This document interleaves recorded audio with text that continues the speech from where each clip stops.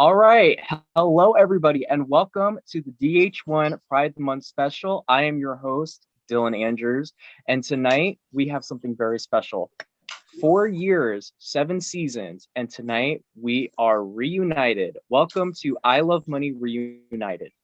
For Pride Month, I thought it would be very special if we reunited 8 of our most iconic LGBTQIA players. Tonight we're going to be doing a little fundraiser. All proceeds tonight will be going towards the Trevor Project, which you can see in my background. The Trevor Project is a LGBT youth organization that specializes in suicide prevention and sheltering LGBT youth that are without homes. So if you would like to donate to our cause, all proceeds will be going to the Trevor Project, and you can donate on Cash App, $DylanDo22. I will put that in the chat in a moment. I'm going to quickly start sending the link everywhere to all of my different platforms and spamming. So I'm going to give everyone the opportunity to introduce themselves. I'm going to put an order in the Zoom chat for you all to talk about yourselves. Okay, you'll be last. So my panelists, if you guys could go in this order, that'd be great. So we're going to start off with Dylan, and I'll be right back. But what are we doing? You're going to introduce yourselves, your name, what season you were on, what you've been up to, all that jazz. Okay. Hello, everyone. My name is Dylan. I was in 2 seasons of I Love Money. First one was I Love Money 4. I got second place next to Janine. And I was also played in I Love Money All Stars, and I got second boot. Interesting double entendre there. And I identify as a queer man. That's it. All right. Can you guys hear me? Okay. Hi, I'm Kendall. I played season 3 of I Love Money. It's kind of complicated because they didn't start counting placements until after we had like 5 people quit / get expelled. It was a wild time. So I think it was like 20th, but it's probably, who knows?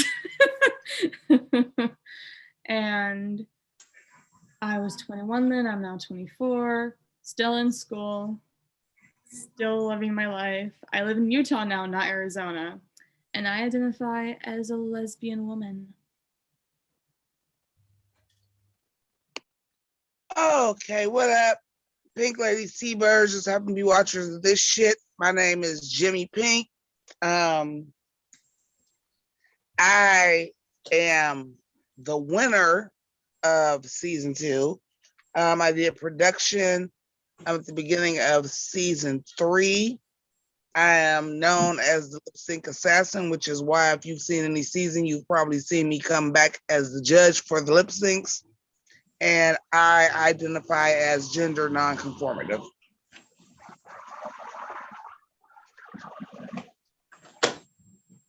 Hi, it's your favorite Asian here. I said it. So I played season 2 and All Stars, basically taking duos at the end. I guess that's my thing now. Placed 4th and 3rd.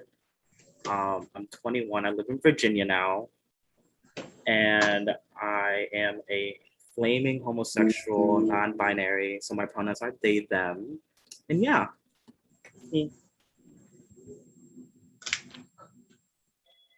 Can you give me 1 second, please? I don't know if you hear that.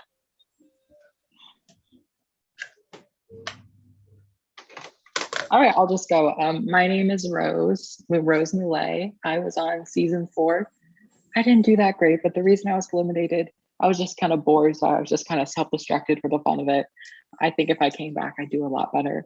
I went viral on TikTok. That was a fun thing that happened. And yeah, I'm a transgender woman.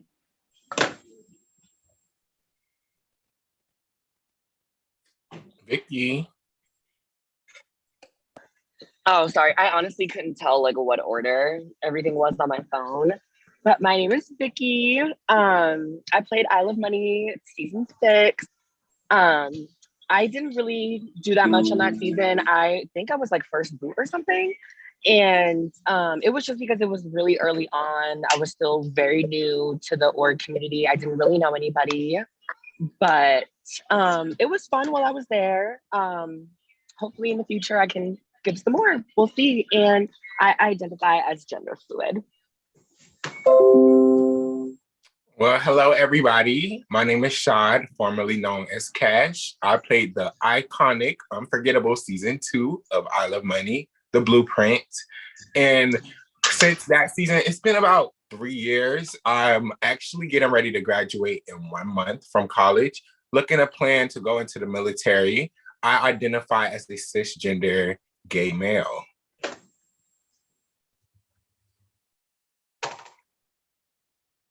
Oh, am I next? Yes. Oh God. Wee, wee, wee, wee, wee. Hi, my name is Sharonica. I'm the winner of season 5, I think it was. 5. I played season 2, 3, hosted 4, and what I've been doing lately, nothing. Enjoying my best life on unemployment. That's it. Thank you all. So yeah, and I guess I'll introduce myself. I am Dylan Andrews. I am the host and creator and casting director and all that nonsense of I Love Money. This show has been going on for 4 wonderful years, and it's been such a pleasure to host all of you. I identify as asexual.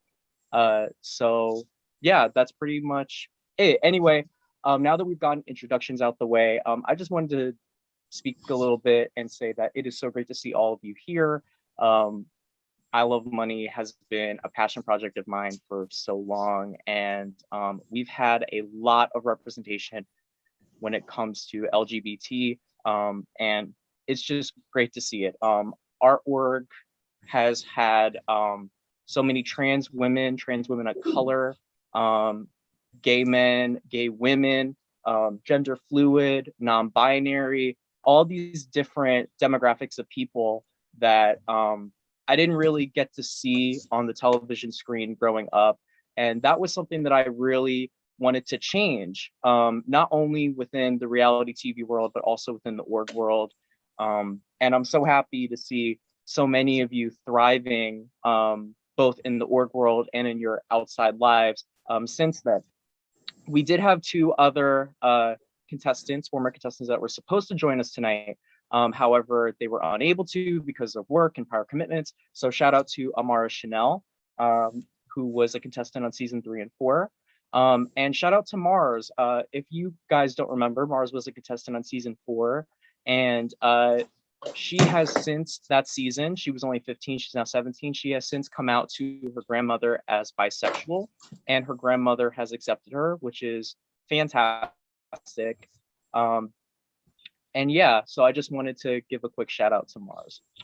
So our first item for the evening is I wanted to give each of you a chance to kind of tell your story about how you came to terms with your sexual and gender identity, and give your little piece for our audience. So we're gonna go in the same order that we did before, and we're gonna start with Dylan. There, unmuted. I don't really have a fun story. No cute story. I guess I figured out I was queer when I was like 13 or 14. But because of the way that I act and the way that my voice sounds like, pretty much everyone could tell. So I guess you could say it came out when I was like 4 or 5. And yeah, I don't know. I didn't really come out until I was, I think I was, that's so embarrassing. I think it was this year. I think I was 20. And it was basically because it was this really weird, it was a fun story. It was like, blah, blah, blah, blah, blah, blah. And then my mom was just like, "Are you gay?" And I was like, "Yeah." And she was like, "Oh." And I was like, "Yeah." Anyway, that's pretty much all I got. I don't have any cool coming of age like movie story. That's pretty much how it went. So yeah.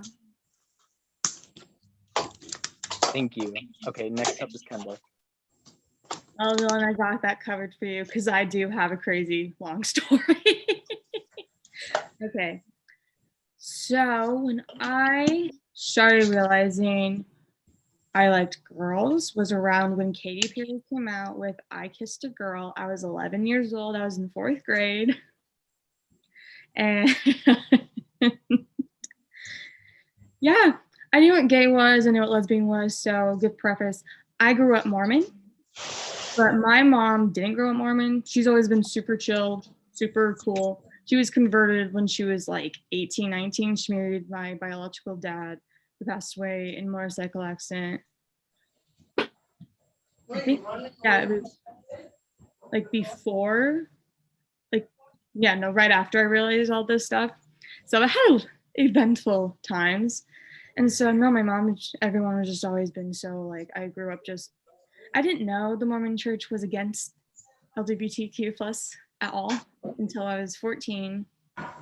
And then I would just like repress things, push it, because I just wanted to be like, it was really scary because when I was 13, all my friends would always talk about like, oh, did you know that so-and-so came out as a lesbian? That's disgusting. And so I was really terrified to ever say anything when I was younger.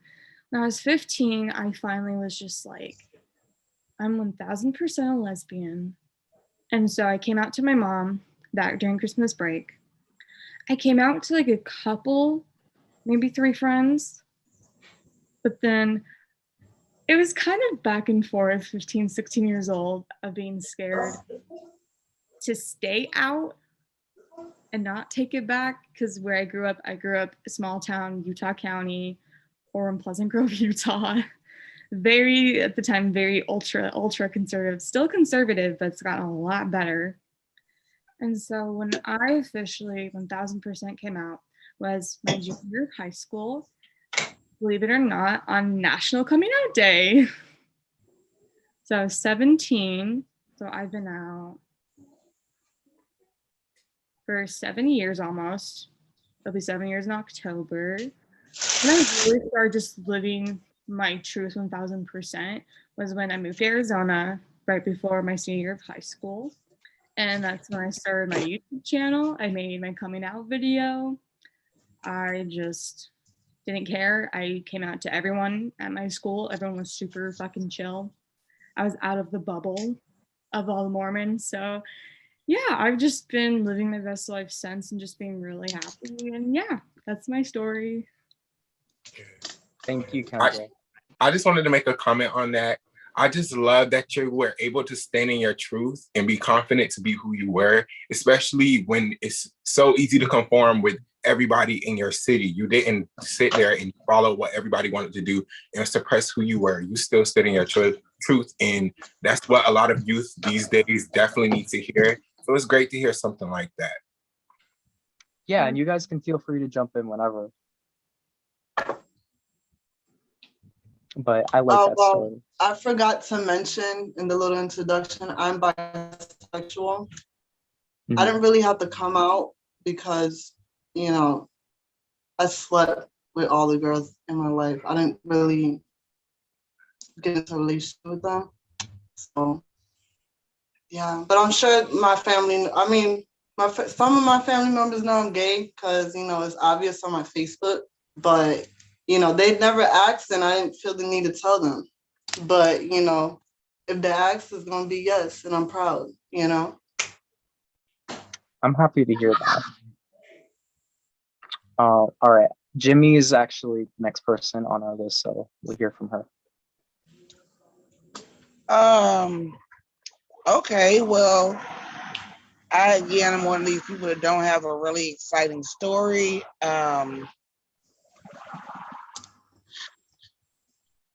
How do I start this?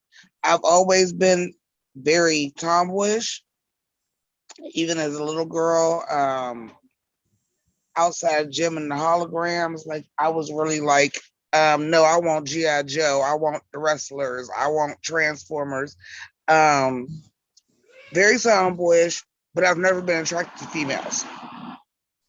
But extremely tomboyish, a lot of masculine interest.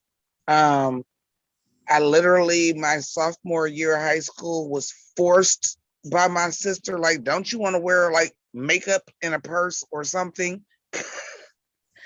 which I started to do and I enjoy it very much. But everybody always said I was going to grow out of this tomboy stage, and I just never did. And that was fine with me. You know, I have friends that were girls that watched football. Wasn't really that big of a deal. There would be days that I would just be like, you know what? I'm wearing a jersey and basketball shorts and tennis shoes and a baseball cap, and fuck who don't like it. But that was cute because, I forgot to mention, I'm probably the oldest person here. I'm 43. So I grew up in the 90s with TLC and all that. So, you got on baggy clothes, no big deal.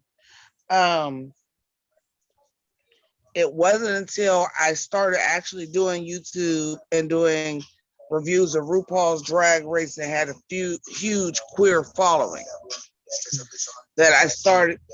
I knew that shit was gonna happen because I'm outside and I live in the hood. Give me a second. It's funny. You said you live in the hood and then that happened. Yeah. Right. So it was through my discovery and talking to other queer people and just starting to do research and trying to understand more about the culture that I was doing these reviews about. I mean, I knew plenty about drag culture, but not so much about queer culture. So I started doing like a lot more research and things, and I came across this term of gender nonconformative, and it just described me. I still go by she, her. I still consider myself to be straight. Like, I like dudes. I have no sexual attraction to females, but like, damn it, I'm not all that damn feminine. And I've been like the man in every relationship I was in. And everybody said I was gonna grow out of being a tomboy, and I'm like, well, damn, I'm in my 40s. When the fuck am I gonna grow out of it? So once I discovered that and started learning more, I'm like, holy shit, this it. This is me. Like, this is what I am. And I've identified with that ever since. And I actually came out right after I Love Money. I actually was playing another org. I was playing a Big Brother, I think. And I came out as nonconformative. And I think you were in Ascendance. Was it Ascendance? Yeah, I think it was that game. Okay. And that was it for me. And, you know, I don't have the same struggles because for the most part, I still present as female. I don't give a shit what I have on. I like dudes. So I haven't had as many struggles as anybody else, but it just is what it is. And if you don't like it, fuck you. I love that attitude. I'd also like to add that I did come out to my best friend in high school. I felt confident to come out to her because she was like the first lesbian friend I had. And then after that, like, all my friends know I'm bisexual. As far as family go, only some know. Same, the same circumstance. Same. But like I said, it's not as big of a deal. For me, it is what it is. Y'all knew, especially for family. Shit, y'all knew that. I mean, I knew it was a name for it, but shit, y'all knew that. Mm-hmm. It is Well, what it is. Well, I appreciate you still, and not many people will know what gender nonconforming is. So it's good just to still have you here to explain that to people. And even though you may not face the same struggles as someone else may face, they're still valid. And I appreciate you telling your story. So next up is going to be Sean. I don't know where to start. let's just say it was very confusing. Middle school, high school, I kept coming out saying like, "Oh, I'm gay," and then like a year later, like, "Oh my god, my friends, y'all, like, I think I'm bi. Like, I think I like this girl." And then like senior year, I was back. I came out as pansexual. I was like, okay, I'll date anyone. I think it's just personality for me and all that stuff. It's not till like last year, early this year, is when I like fully started understanding who I am as a person and my sexuality. So I still stuck to like the pansexual side because I never really interacted with girls like that until I dated and things had switching up for me. Like it sounds bad, but like at the same time, like just being more on the selfish side for me, like that's when I started saying like, okay, I'm gay. That's who I am. And what about it? As far as being non-binary, like earlier this year, it was like so weird when people would call me like he, him, and like bro, or like like all like I guess the guy terms. So like at first I came out as he, they, and then like I switched a little bit without even like telling people like I go by they them. Like I'm like slowly like transitioning in a way. Like if my friend's like mistaken, I'm like, okay, it's fine. I'm not gonna make a big deal out of it because people are still learning what pronouns are. Um and yeah, there's nothing really about me. Yeah, that's it. Could you explain what non-binary is to the audience? Because I do know that some people don't have a real grasp on it. So I would consider myself still fairly new to being non-binary. Like I'm still learning whether if I even like I'm still staying to like the they and them terms because it still feels weird like when someone calls me he, him, and all that. But like I don't know, maybe in the future I could just go by any all. But usually like I don't have like a huge grasp on like being non-binary itself. And I'm still learning on that. That makes sense. It does. I just wanted to put a perspective out there. Honestly, for me as well, non-binary was relatively new. I think the first non-binary person I ever met was Nick Watson, who played I Love Money season 4 with Rose and Dylan. So from my understanding of it is different from for a bunch of people what it is, because gender is on a spectrum.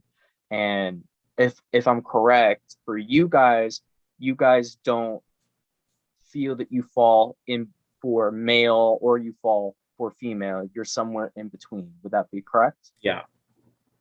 Okay.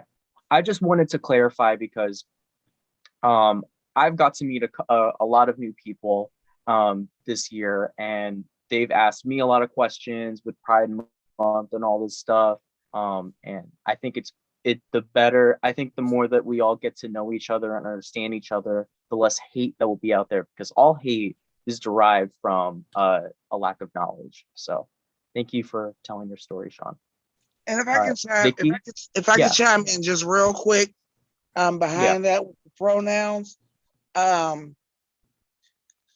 even though I still go by she, her, some people do get gender fluid and gender non-conformative or gender no gender confused. The only time I get offended if somebody calls me like he, him, because usually I'm like, I don't give a shit, call me whatever. It is what it is. I'm gonna answer to it. Is when somebody like tries to come for me and they do it to be smart, then I'll get you together. Otherwise, I really don't care that much. Mm-hmm. It is what it is what it is, especially because my name is Jimmy. So yeah. But yeah, it is important for people to understand the difference, and there'll be a topic on that later on in the evening. So I believe the next person on our list is Rose. So Rose, if you want to speak. Hello. To introduce myself, there might be some stuff in the background, ignore that. I am a transgender woman and I came out when I was 14, but my story starts when I was 2 years old. And when I was a 2-year-old, they told my parents that I was a girl. They took me to these doctors, and the doctors all said that it was just a phase, that I'll grow out of it. And so no one even brought up what being trans was. No one knew. My parents didn't know, whatever. So my entire childhood, I knew I was a girl, right? But I kind of just kept it in. I didn't really tell anyone because I didn't think I could. I didn't even know what it was. I didn't even know that transitioning was possible. I just assumed I'd be miserable for the rest of my life. Well, I, get 12 years old, and obviously with puberty, the dysphoria gets worse. And then I'm 14, and this is in 2014. I stumble upon like a YouTube video, I think Jazz Jennings, and then I go down this wormhole of like all these different like trans girls, and I think to myself like, oh my God, this is me. And I felt like so relieved in that moment. But it took me like a few weeks afterwards to get the courage to like tell my parents, because I knew I had to transition. I knew I had to do it soon before puberty. That way I could, look and sound as female as I can. So I came out to my parents when I was 14. They didn't understand it at first, but they were very supportive, which was thankful. I got on hormones blockers. Sorry if this is too long, but yeah. And this was before Caitlyn Jenner. I mean, people just didn't know what it was. It was like a big novelty. I was too scared to tell anyone. I basically dropped out of school at age 14, did online school because I was afraid I would get bullied by everyone in my class if they found out I was trans. And yeah, I mean, that's pretty much my story. I don't know if I have anything else to add. Just that, I'm living my authentic self, being the girl that I always knew I was. Yeah. How did you overcome that though? Just overcome what other people were saying about you, or maybe like feelings that you had that people might judge you or anything like that. What made you overcome that? To be honest, it wasn't easy. I very much overcome a lot of things. When I was like 15 years old, I went on a website. Some of you may know about this website or not. And I remember some of the comments I would get were so nasty. I would open my messages every day, people telling me to KYS, people calling me like, the T slur, people calling me just all these awful things, just insulting me for no reason. And I remember I would cry like every night and it just didn't stop. I think I just had so many hate messages that eventually I just got numb to it. I don't think I'm like ever over it, but now it's just like I'm used to it. And I don't think that's a good thing, but it doesn't affect me the same way that it did. At the same time, I know who I am. I know that the only way I'll be happy is if I live, as myself, and I wouldn't be happy pretending to be someone that I'm not. So at the end of the day, I mean, that's just what's important to me. Love that. Yes. I'm happy to hear that you overcame it. She's talking about 10 Gauge, by the way. And as someone that also grew up on that website, as did Kendall, it was a very toxic environment. And any that would have to deal with that, you got to realize that we grew up on that website. Ooh, she'll probably be back. We grew up on that website. Oh my gosh, maybe we were 9, 10, 11 years old. And the fact that Rose is still standing here, like, I applaud her so much and I'm so proud of her. I applaud it because 10 Gauge is something else. It is something else. Oh, she's coming back. I applaud all of you because with being 43, like the things that you guys had to deal with growing up with the internet and the online bullying and everything, if I hadn't already built a tough skin, and in that case, it was a tough skin because I was a chubby, nerdy girl with glasses. But I mean, same difference. I mean, that's not same difference, but like the amount of just bullying, people feel like they can hide behind a computer screen and say anything. I applaud all of you for growing up through that, because I don't know if I would be who I was today if I would have had to go through what you guys had to go through as kids. Exactly. And just this generation and generations to come, like they have to grow up with thick skin because no matter what your gender is, people are going to talk about it, your sexuality, the way you look, your weight, anything. Like the internet is going to talk about it, and some people are going to be negative about it. And it's like you have to develop thick skin, and it's a forced like mechanism to deal with that type of stuff. And it's unfortunate we do have to deal with that. But I just hope there's ways that we can change that in the future as just people in general. Like we shouldn't be talking about each other in those type of ways, make people feel bad about who they are. Like it's just crazy that people really do wake up and do stuff like that. Like what's the reason for being that negative? I don't understand that. 100%. And what's so sad about it too is that a lot of it is inner community hate. Like I see a lot of people from the LGBT community bashing other members of the LGBT community. And like, gotta understand that like the straight world is already going to be harsh enough. The outside world's going to be harsh enough. And you know, I get people critique me like, oh, why you invite such young kids into your game? Like Mars that was supposed to be here. I've had Brayden in the game, and as someone that was an internet kid, was on the internet, I was like probably 7 or 8 when I started using chat rooms and all this stuff. The internet's a dangerous place. There's a lot of predators, there's a lot of bullies, people that are going to manipulate you. And I remember one of these kids that interviewed for the game told me this terrible story about how this older person tried manipulating them into a relationship and sending nudes and all this stuff. And it's just terrible. And I wanted to create a safer space for the younger audience on here. And I just really hope that I do see improvement in the way that everyone treats each other on the internet a little bit. But I mean, compared to so many years ago when there was no such thing as tracing and anonymity was so easy. But I just hope that it just gets better, because like no one should have to go through what Rose went through. Seriously. Exactly. You guys are so sweet. Of course, Yeah. no problem. We're in this Honestly, together. you know, I didn't go through that kind of abuse, but I've gone through other abuse. And like after a while, you know, you learn self-love and you learn to live in your truth. And I think that's where pride comes from. You know what I mean? So like, fuck what everybody has to say, fuck everybody, like whatever makes you happy, do it. You know what I'm saying? Because at the end of the day, those people don't pay your fucking bills. You know what I'm saying? They're not gonna live with you. They're not you don't have to deal with them.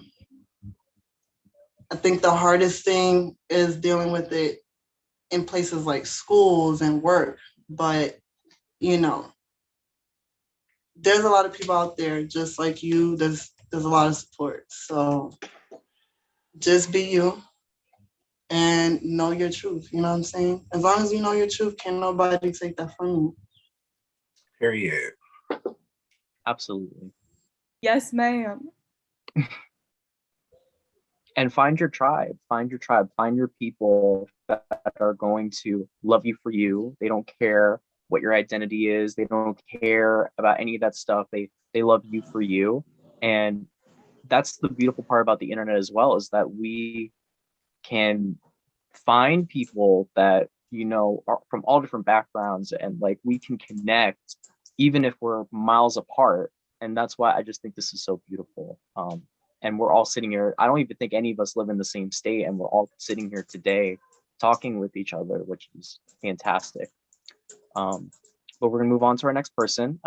Vicky, you're up next. Hi, everyone. So my journey is honestly quite interesting and colorful. So kind of like Jimmy, I grew up in the hood too. So it was always like hard. I grew up fighting all the time. Sometimes I would, you know, come home from school, walking home from the bus stop that was like a mile down the street from my house, and I would get jumped just because people would think that I was gay or whatever it was, you know? So I always kind of like had to have this hard exterior because I was so afraid of allowing people to get hurt, and I refused to, you know, allow myself to get bullied. I refused to let people take advantage of me. And I'm still kind of that way to this day. But aside from that, the first time I realized I even thought a boy was cute was actually in the 3rd grade. So I was very young. There was this boy that I went to elementary school with, and for some reason I always thought he was cute. And every time that they would tell us like, oh, everyone pick a partner, I would always run right next to him, and I'm like, we're working together, like let's do this, blah blah blah. And my family is very religious. They're Christian Pentecostal, so I grew up kind of like in a strict household. So the idea of me like liking guys never really like felt right. But I remember one day coming home from school and I told my mom like, oh my God, like there's this boy in my school and he's cute. And I got popped in my shit. And my mom was like, I don't ever want to hear that again. So I basically kept it in for so much time. Like I ended up coming out to my mom when I was 13. And that's when I had moved to Massachusetts from Connecticut. So I came here and it was kind of like a fresh start. I didn't know anybody. So I didn't really care if people thought I was gay or whatever. It was kind of like a good opportunity, I guess. So I would always, go to school and be super, super girly and do this and that and the third. And I would come home and try to act as straight as possible because I didn't want my mom to know and I didn't want her to call my dad and tell her something or whatever the situation was, because I was just so scared.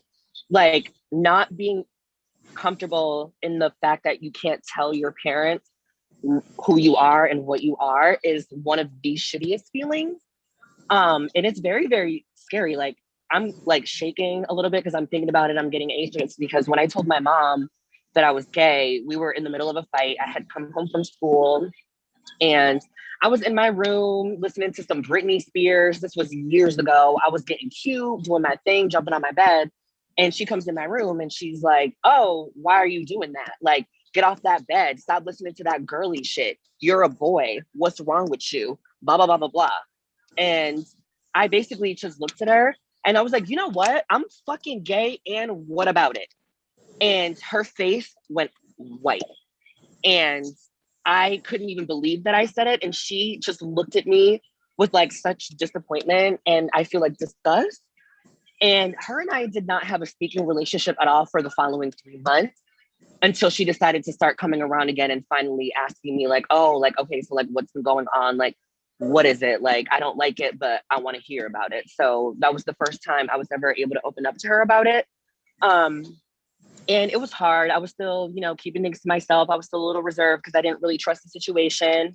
And I knew her background, going to church all the time. They always told us that, being gay was wrong and it was a sin. And if you had sex with the same gender, you're going straight to hell. And that shit is scary. When you grow up in a religion, you believe that shit for real. And it's scary as fuck.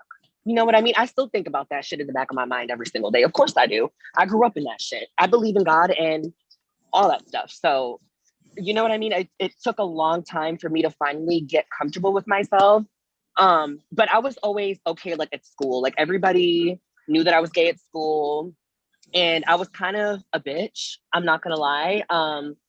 I was so angry within myself that it caused me to hurt a lot of people. I was not a nice person. I would bully people. I would steal people's lunch money. I would talk shit about people behind their back. I would be fake.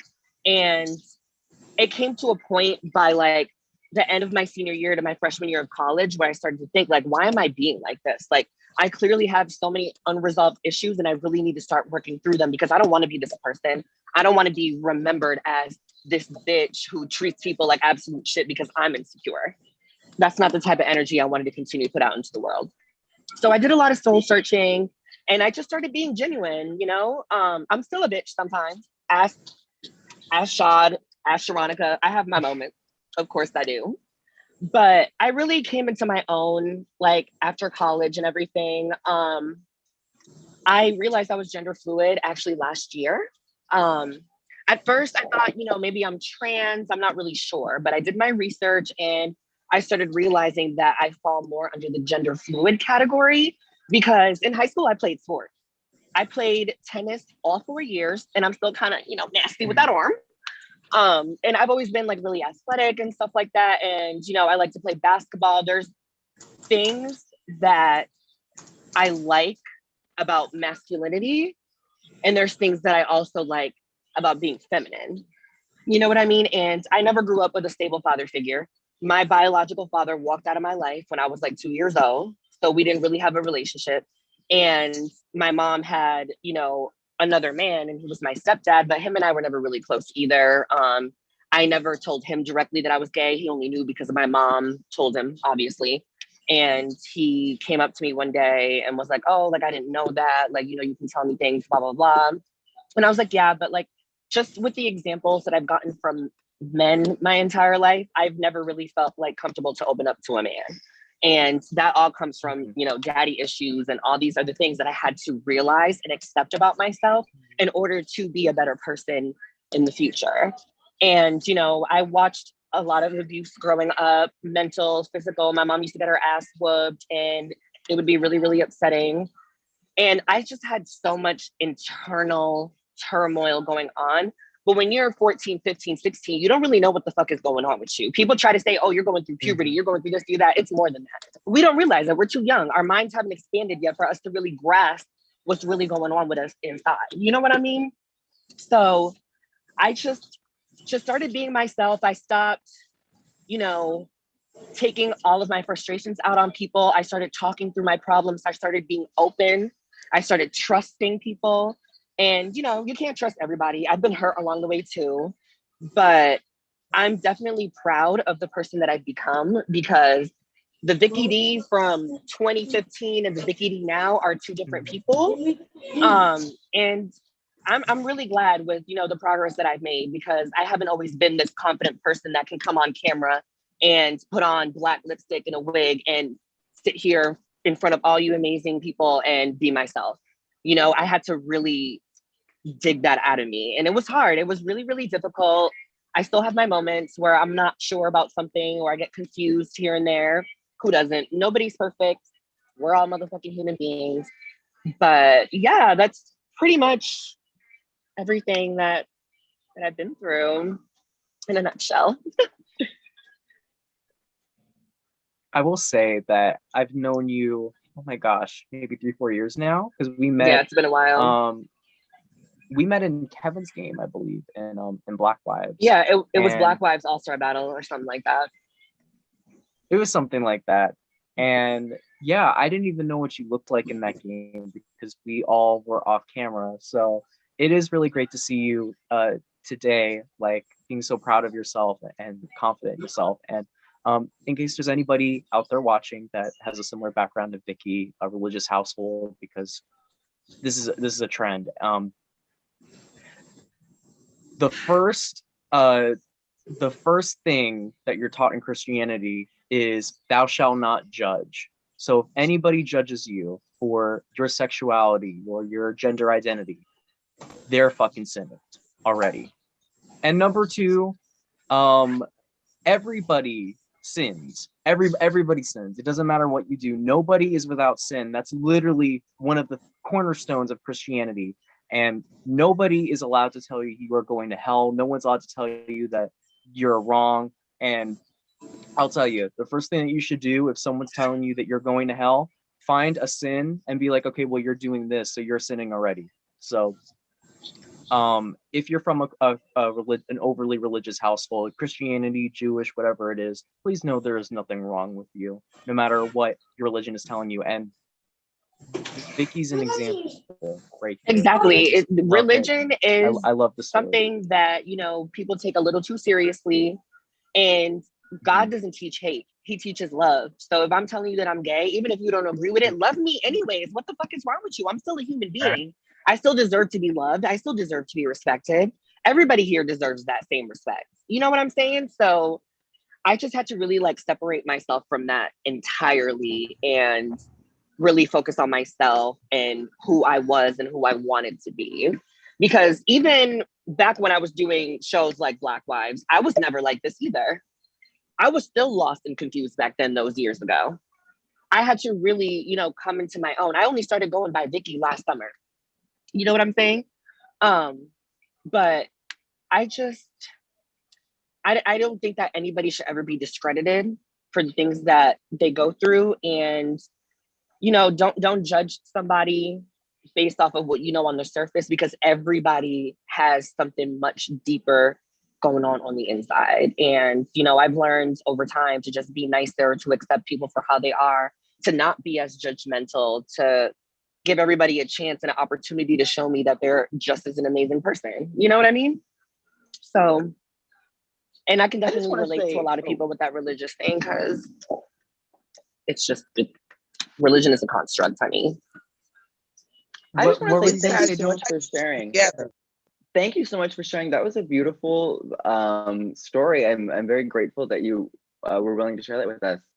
Thank you. I similar experience. I did that same thing where it's like at school, I would like be so fun and like, hey guys, and like, you know, whatever. And then I'd come home and I literally would not say a word. And it was like, I had to live this weird double life of like, at home I wouldn't speak, wouldn't say anything. And if I spoke, I would have to speak in a different voice. And then I would walk on Same. Like, campus and imagine I'd me be trying like, to make my voice sound deep. Like, no, honey, no. and it really sucks. So I agree that was horrible, and that was the least of your worries. So you're Exactly. very strong, resilient person. Thank you for sharing. Thank Rose, you. I did you really have something to appreciate say? that. Yeah, I just wanted to say this might be a little interesting. At the very beginning of my transition, I had like the opposite experience where it's like I was too scared to come out to like people at my school because I didn't want them to like say things about me being trans. But like you know, at home, I was allowed to like wear dresses and like, you know, put my hair up or wear makeup, or I just didn't want to go out in public because I was scared that people would like notice, or what would people at school think. Obviously, as you know, the years passed, you know, I went to school as female and it was no problem. But when I first came out, it was like this, you know, it just takes time to get comfortable with that, at least for me. I mean, I don't know. Yeah, it definitely does. It's not And- something that you could just snap into. Yeah. I just I want see to Jimmy share. trying to say Yeah, something. this is how you get somebody together. Because I remember going down the Christian path where you have Christian counseling when you go to the front of the church, and I don't know how it is in all churches, but when it's like the black church, you have to go down to the front and give your life to Christ, and then you have to take classes and all this stuff. And this is how you get somebody together. Oh, I'm going to hell. How's that poly cotton blend you got on your back? Because that's a sin in the Bible. You like that shrimp and lobster you be eating at that pig? You going to hell because that's a sin in the Bible. You get them smooth together like that. Done without sin, cast the first stone. And I don't care how Christian you are, you ain't wearing cotton every day. And like Dylan said, thou shalt not judge. And Christian people like to do that a lot. A lot. Like, I mind my business, you can mind yours. If you don't like what you see, you don't have to look. God gave you eyes to look away too, bitch. The fuck? Well, the problem is that a lot of people use religion as a crutch when they have their own internal problems. I was watching a little documentary on Anna Kate from Survivor. If you don't know her, she's a Trumpy, homophobic, racist ass bitch that was on Survivor. And I didn't know this, but she was a born again Christian right after Survivor ended because she was going through her own depression and hard times. And I'm not trying to say that all Christian people are this way and all Christian people believe in this for that reason. I'm just using this as an example. I feel that most of these overzealous Christians that try to judge people and tell people they're going to hell, which is not at all, but it is a good portion. Those people are doing what alcoholics do, are what drug users do. People find voids to fill that void. They find things to fill the void when they're going through a depression or their own internalized problems. Some choose alcohol, some use drugs, and others use religion. And they make that their obsession, and they try to point out the flaws in others because they can't accept the flaws that they currently have. And this is not to diss all Christians, because I certainly have Christians that are a part of my life that are not judgy in that type of way. And obviously there are gay, lesbian, trans, etc. Christians out there. So, but I just wanted to make that point that there are definitely Christians out there Yeah, that for sure. I'm not weaponize trying to generalize them Christianity all, but to make themselves feel better. some of them Yeah. really be doing that shit. But like my sister and I, we've been super close always. And she's like my number one Mhm. supporter. She's never judged me. When I called her on the phone crying and told her about the fight that me and my mom got into and that I was gay, she was there for me. She never turned her back on me. She never said, I don't love you no more. Like we were always, in fact, I think that made us even closer than we already were. And a lot of people don't get somebody to lean on. And I'm grateful that I had my sister who was there for me through everything, and me and my mom are close now, she's come through a lot. She still has her moments where she's like, oh, why are you leaving the house in a dress? Because I can. Oh, why are you wearing a wig? Because I can. Why are you getting your nails done in a full set? Because I can. But it's never an issue when she sees me in a tank top and basketball shorts. It's like, oh, like blah, blah, blah. But you know what I mean? She still does like that little thing. But we've come a long way. We're a lot closer than we ever were as well. And yeah, I've never shared that story with literally anyone online before. So it was a lot, but I'm glad that, you guys are all super supportive. So thank you. I appreciate that. Thank you so much. Seriously, I appreciate that. Before we move on to Shad, who I think is the last person that needs to share before myself, I do want to give a shout out to all of our LGBT plus alumni that could not join us tonight. I'm going to try my best to be as quick as I can and get everyone. We have winner of season 1, Dylan. We have Chris Braga, the runner-up. We have Demonica, who has been on quite a few seasons. I want to give her a shout out. Then we have Ace, Ace Squirrel, who I don't know if you know, he was a furry. He still is actually. He has a YouTube channel of his own. I want to give a shout out to Ashley, to our good sister Bria, who has been on season 1, 3, and 5. Go watch season 5 and go watch her. She has had an amazing transition and has grown right before my eyes. It was incredible. And she actually transitioned between season 1 and 3. So I'm giving a shout out to Bria Miller while I can. First boot, Emma. I want to give a shout out to her as well. Then, of course, we have Jimmy here and Sean here. We have Michael Hearn, who couldn't join us tonight. I want to shout out to him. Chandler, who is a veteran, actually. Shout out to Raven, who she's not part of the LGBT community, but it is her birthday today. So happy birthday to you, Raven Ramsey. We have Matthew Papa. We have Kale, who also could not join us. Kale's a drag performer and also identifies as queer. I do want to give a shout out to Pam, who's no longer with us. I don't want to say what her identity is because I don't exactly remember, but I want to give a shout out to Pam, who passed away. She was bi. Yes, I knew that she was in the community somehow, but I didn't know exactly, so I didn't want to get wrong. Thank you, Vicky. Yeah. Shout out to Aaron, but I'll still give him a shout out. Shout out to Zach. Shout out to Joshua Felix, to Lance Richard, Chris, don't remember his last name, Hunter, Winter, Constance. I'll also give him a shout out. Shout out to winner of season 4, Janine Jones. Shout out to Julia Morrow from season 4. Shout out to Amara Chanel, who could not join us. Shout out to Nick, our first non-binary contestant. Shout out to Will. Shout out to Mars, to Adam, and I think that's everyone from 4. From 5, we have Megan, Billy, Jabbar, Kira, Ojani. Is that it from that season? I just want to make sure I get Shamrock. And that's everyone from that season.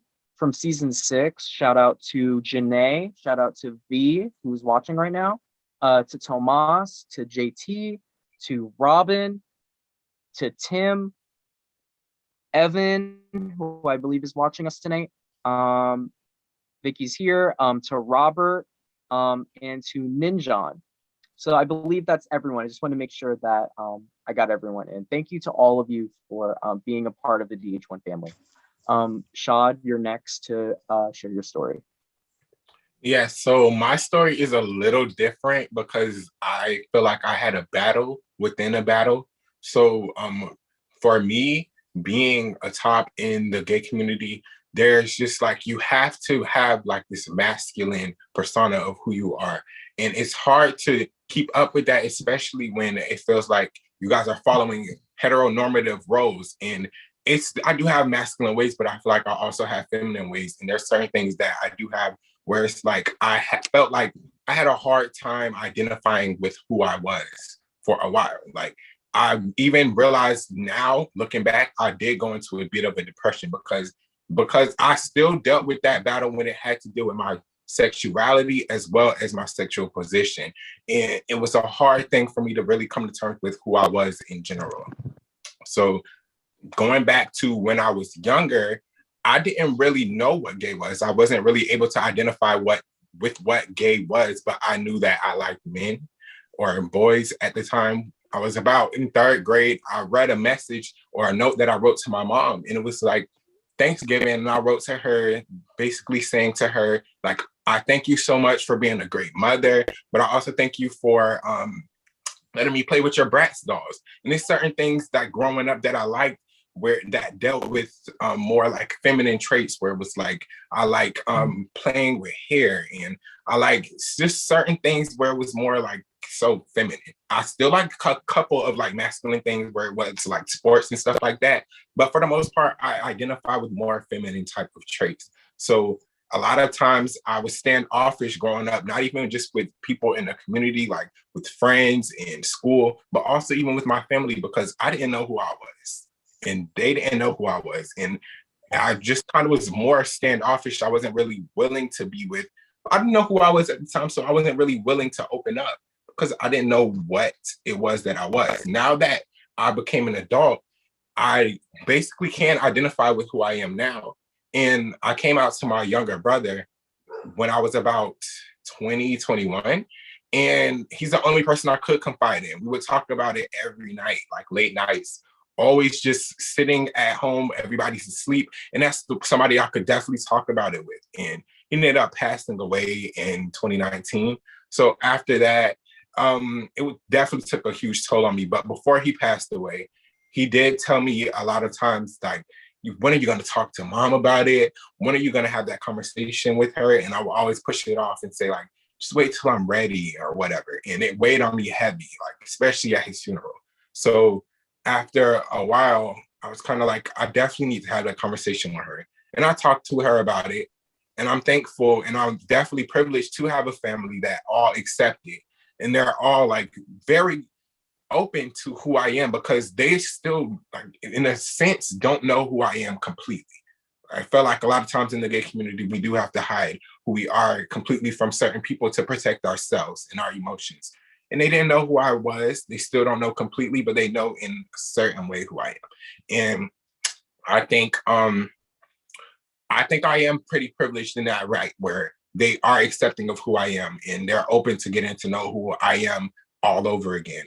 And I'm here to stand up for the people that don't have that support system or people that don't really accept who they are. Definitely, if you guys are watching and you guys are struggling with certain things like that, please feel free to DM me, message me, because I definitely can be a confidant for you. You can talk to me about having a hard time when it comes to being accepted by people, because you need somebody that's going to support you and be on your side. And I can be that person for you. But yeah, that's my story. I love you so much. I just want to say that, like, you were literally such an amazing person, and we've had our ups and downs, but Yeah. like, I feel like both of us have like really grown a lot, and you especially, because like you're just so different. Like, you're so confident and like so much more like, you know, like you're you. And I love to Yes. see that from you, because you never used to be like that. And I just admire that a lot about you. And you're really strong, because I know you deal with a lot of shit in your real life too. And that's what's so amazing about things like this, because you can come online, and even if you can't be your real self in your real life, at least you can come and do that here. And this gives people an outlet to be who they want to be without having to worry about being judged, because we all are all so different. You know what I mean? Like, Exactly. so I definitely admire that a lot, for sure. Yeah, it's definitely black and white from when you first met me. Like I was a completely different person. And you could testify for my journey because when you met me, I wasn't out completely. I still was trying to figure out who Shaw was. Like at the time I went by Cash and everything. And that's why I always emphasize to people like it's a rebrand because at the time I was Cash, it's kind of a disguise. Now it's like I'm Shaw. I really identify with who I am and I'm standing in my truth.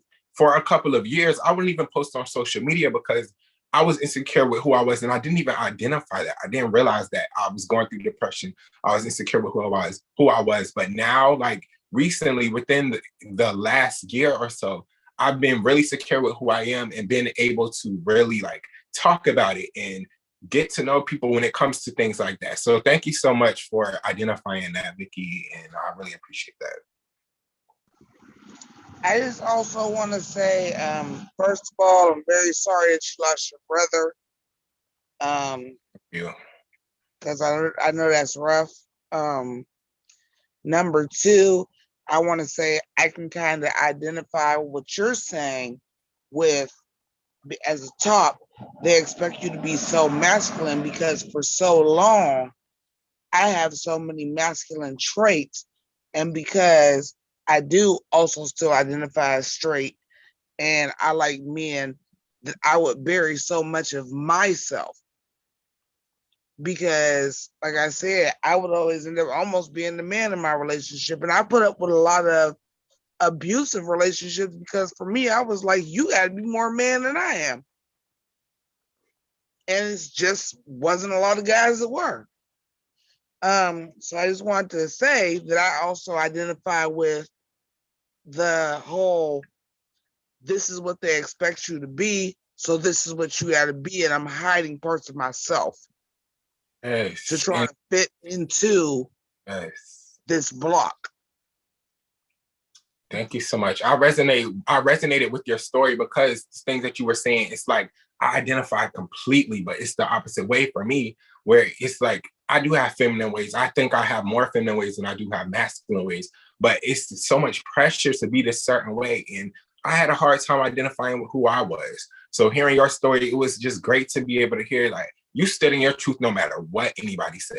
That's something I struggled with for a long time. Like even my best friend, like people would say, you're you don't know if you want to be masculine or feminine. Like you want to sit here and act like this, but you want to go and twerk and you want to do this. And it's like, I don't know who I am. I'm still trying to figure who I am out. I'm trying to figure me out. But now that I have been able to do that, like I definitely am able to see that. And I thank you for being able to identify with my story because I identify with yours as well. And you can definitely be both. You can twerk and be a top too. Who said exactly? Like I see now. The fuck? No, it's crazy because like hearing y'all like Shad and Jimmy's thing. Now I'm thinking, reflecting on my life, and I'm like, you know, I feel like I've been more masculine, like internally, and like, you know, that just threw me on a trip because I'm like, do I have that issue too? Because I feel like I do. Sometimes I feel like a dude in a female's body, but I like to look feminine, which is weird. Mm-hmm. And then that's why I lean more towards men because I'm too aggressive for the studs. They're like, you're like a bro. You too gay. Like I'm too aggressive and dominant. Like I want to be in control when I'm in bed with them, and they don't like that. And then I'm always stuck with the feminine. And then it's like the femmes, they always, you know, they're always bisexual and they go with their baby daddy and stuff. And I'm like, you know what, fuck it. So I lean more towards men, you know what I'm saying? But like, it's weird, you know. I struggle, you know, being a femigress or whatever they label me. But I don't think it's weird. I just feel like people expect certain things from people. Like they expect you to fit this certain mold. And when you don't fit that, it puts in your head like, okay, like now I don't know who I am. I don't know where I fit. But there's nothing wrong with you. You are who you are and you can be whoever the fuck. You know what I'm saying? Like you don't have to answer to nobody. Nobody has to understand. As long as you know who you are and you understand yourself, nobody can push a narrative on you. Because you know who you are. You know what I'm saying? Agreed. So yeah, definitely. it's not weird. I don't think it's weird. You're fine, girl. And I feel like, I struggle too, even in straight relationships, like with men, because I'm too masculine for them. So it's like, it's a struggle because they're like, you don't act like a normal female. You know what I'm saying? Like, I'm the one taking the man on a date. I'm the one buying them shit and treating them like, and then they seem to be more sensitive than I am. You know what I'm saying? Which is crazy because they'll start sitting there crying about things or complain about little things that I'm like, it's not that serious. So I'm just dead because I know like the people like that you're talking. all my relationship problems, but like, I attract a lot of like, it's crazy. I mean, and we've talked about this before, Sharonica. Like, I'm right there with you. Yeah. And then you end up attracting like assholes because you like, well, shit, you got to be butcher than I am. Like, what the fuck? Yep. Well, I'm glad everyone got a chance. So I guess it's my turn to talk. So, so the funny thing about me is that I've kind of gotten to a point with myself where I'm kind of just like, I'm not really in the same boat as other people because I don't really want a sexual relationship or even a romantic relationship. So I guess my journey with identity starts pretty young. I always was eccentric and loud and myself and very feminine, and I didn't really give a fuck. I was bullied a lot because I was not like the other boys or the other girls, and I also grew up in a very white, conservative, small town. We have about 7,000 people. My school district is 1,000 from K to 12. So when you're different, you stick out like a sore thumb, and I stuck out like a sore thumb. And what's crazy for me is that I was labeled the F word and gay and all of these things before I even knew what it was, before I even understood it, before I even looked at people that way. So when you're told you're this, you're this, you're this all your life, you feel like, okay, well, I guess I am this. So I had to do my own journey and my own reflection to be like, okay, am I this? And I realized I wasn't. Another thing that I struggled with a lot was my gender identity. And that's not something I talk about a lot to people. I actually don't think I've really talked about it publicly, but there was a long period in my life where I thought I wanted to transition and be a woman. This was something that kind of started when I was younger. Like I could literally be quoted saying, I want to be a girl. And that just was a thing, you know? And I realized that I didn't want to do that just because it's a lot of work.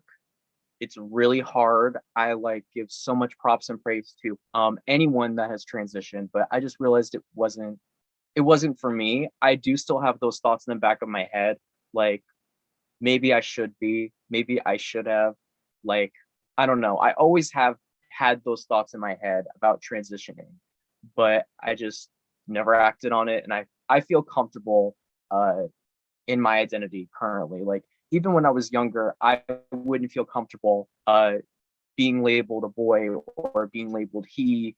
Like I never did recess with the boys. I always did the girls. Like even when we separated boy girl, I went with the girls. So that was just something that I struggled with a lot when I was younger, and even into my teenage years. So I realized that I was asexual my senior year of high school because I didn't even know that was a thing. But then I started watching this girl, Christine Sidelko, who she was a popular Vine star, popular YouTube star. And I found out that she was asexual. And I was like, okay, what's this? And it was this video of asexual people explaining what it is. And people get asexuality confused because when they hear that, they're like, oh, you just are cold, you don't want to love anybody, you just want to be to yourself. And that's not what it is. Like it's on a scale. Like it can be anywhere from I just don't like I don't want to have sex at all to I'm willing to have sex, but there has to be certain conditions met before I do. And it doesn't mean that you don't want a relationship. It's just you don't want a sexual relationship. And I realized to myself, I was like, I've never wanted a relationship and I've never wanted a sexual relationship. And I was like, that's me. And when I figured that out, I immediately told my mom about it and she was like, okay, like she didn't really care because I guess it's not as mind blowing as if I were to come out and say that I was gay or if I was trans. And my journey with my mom was to the point where she would ask me sometimes, are you trans? Are you gay? So we already had that understanding with each other where I knew that no matter what I identified, that my family would accept me, which I'm very thankful for because coming from Long Island, like there probably isn't that same circumstance with other families, but I attribute it to my mom grew up with gay, trans, etc. people. I mean, she was going to Studio 54. I'm personally very thankful for all of the gay and trans people that I grew up with. Like I said, I was an internet kid. And I feel like I'm a product of my environment because I didn't really have friends at school because I was the weird one and I was, I stuck out like a sore thumb. So I began to talk like the people I was friends with on the internet, and I would talk like my mom because I spent all my time with her. And that was kind of where the labels started being put on me. And that's why when Shad and Sharonica and Jimmy were telling their stories, I identified with it a lot. A lot of people judge me before they even get to know me and automatically assume I'm gay. I actually had a really bad experience my freshman year of college where I was in a dorm with two other guys, and there was one guy that asked me in front of a whole crowd of people that he brought to our dorm if I was gay. He asked me this in front of so many people, and I felt so pressured and like so uncomfortable. And it clicked in my head that the reason that he's always locked his door around me, he's always locked my door, he's never said a word to me, was because he assumed I was gay. And it made me put into perspective how many people have mistreated me, not been my friend, talk shit about me, tried to beat me up, because I got into a lot of fights when I was younger. How many people did this because they assumed my sexuality? So where I stand today is that I've tried all different avenues. I've had sexual relationships with people. I've had very few. I've only had two. Both were with women. And there are periods where like little instances where I'm like, I feel sexual attraction. There are little instances. Like, I don't know, I was at like some twerk dance twerk class the other day, and I felt some things, but they're very far and few between to the point where I don't know if I would identify myself as sexually interested in a realistic way. So what I've decided for me, the best thing for me to do is to say I'm asexual, but not put a label on it because I'm only 21. I'm very young. And although I've tried it and seen if I was gay and it did not work, it did not work out. I'm not going to stop myself from exploring all different avenues and seeing if one day I change. Sexuality and gender identity is always changing. It's on a broad spectrum. And I'm choosing to not put a label on myself. Even though people want to put a label on me, I'm choosing not to label myself in that way. But where I currently stand with myself right now is that I would say I'm asexual and hetero-romantic, if that makes sense. To put it in perspective for people in the audience that may not get it, for me, I'm not interested in a sexual relationship, but I am interested in a romantic relationship with women. So that's where I stand, but I'm not putting an official label. So that's my story. I just want to say that basically with your story, it does take a lot because people do put the pressure on you about your sexuality. And I want to say to the straight community, if you are watching, if you are a true ally, please do not put the pressure on the people around you, whether you assume whatever their sexuality is or whatever it is. Please don't put the pressure on them, especially do not do that in a group of people. Like, that is completely offensive. You're not going to get the answer that you're looking for. Like, I don't really feel like that's going to build anything. And I think in your situation, I really appreciate you being able to open up about your sexuality and being able to explore everything. I think that's different nowadays than it was back in the days where it was harder to do so. I can't say in general, the world has become a little bit better when it comes to sexuality. We're still learning as a world, but we've become better where you can openly go ahead and explore your sexuality and explore who you are and basically figure out who you are. You're still very young. So you have time. It didn't take until I was in my late 22s to really understand who I was. So you still have time, and it could take a little bit longer. It doesn't matter. Right now, you can identify as asexual, and if that's who you are in the long run, I support it regardless. Thank you. I really appreciate that. Yeah, I'm really glad that you opened up about that because it's obviously hard to, you know, admit all that stuff, but it's really good to like say it out loud. I feel like it's like a healthy thing to like hear yourself say it because then it's like, boom, okay, yeah, Yes. exactly. You know what I mean? Yeah. So thank you for sharing that. No problem. Beautiful It's not story. as- I Oh, agree thank too. I you. also grew up kind Um, of the same where it was like I would act really gay as a Mhm. kid, and everyone would be like, "Oh, you're gay," and it's be like, "What the hell is that?" And it was really stupid. It was like, why are you trying to force this sexuality on me when Yeah. I'm like literally a kid? Right, like Literally. damn, maybe I am gay, but give me 5 minutes. The fuck? Right. Why do we have to say it now? Like, let me figure this the fuck out first, and then I'll fucking tell you since you Right. want to know so bad. Oh my Like, God. Jesus. Like, And let that's me a figure it honestly, Ugh. that's a problem because, you know, that's where toxic masculinity comes in. Like, people should be allowed to, you know, express both sides, whether it's their feminine side or their masculine side, and not have to worry about, oh, are people going to think I'm this, or are they going to think I'm that? Like, I don't know. I feel like it's like such an outdated way of thinking that you can't be masculine and not be lesbian, or you can't be feminine and not be gay. Like, it's just, I don't know. Like, you're a product of your environment. You know what I'm Right. saying? And like, And there's a lot. I There's don't a know. I lot of feel, like. yeah, There's a lot of down low straight men. You know what I'm saying? That yeah, and it's Oh, it's there is. horrible. You know. Um, It, they beat people up who call them gay or anything. In all reality, they are, you know, low key. And I wish they would just be open about it, you know. my same bullies that got into fights with me or told people to fight me are the same ones that were caught measuring each other's penis sizes in the school bathroom.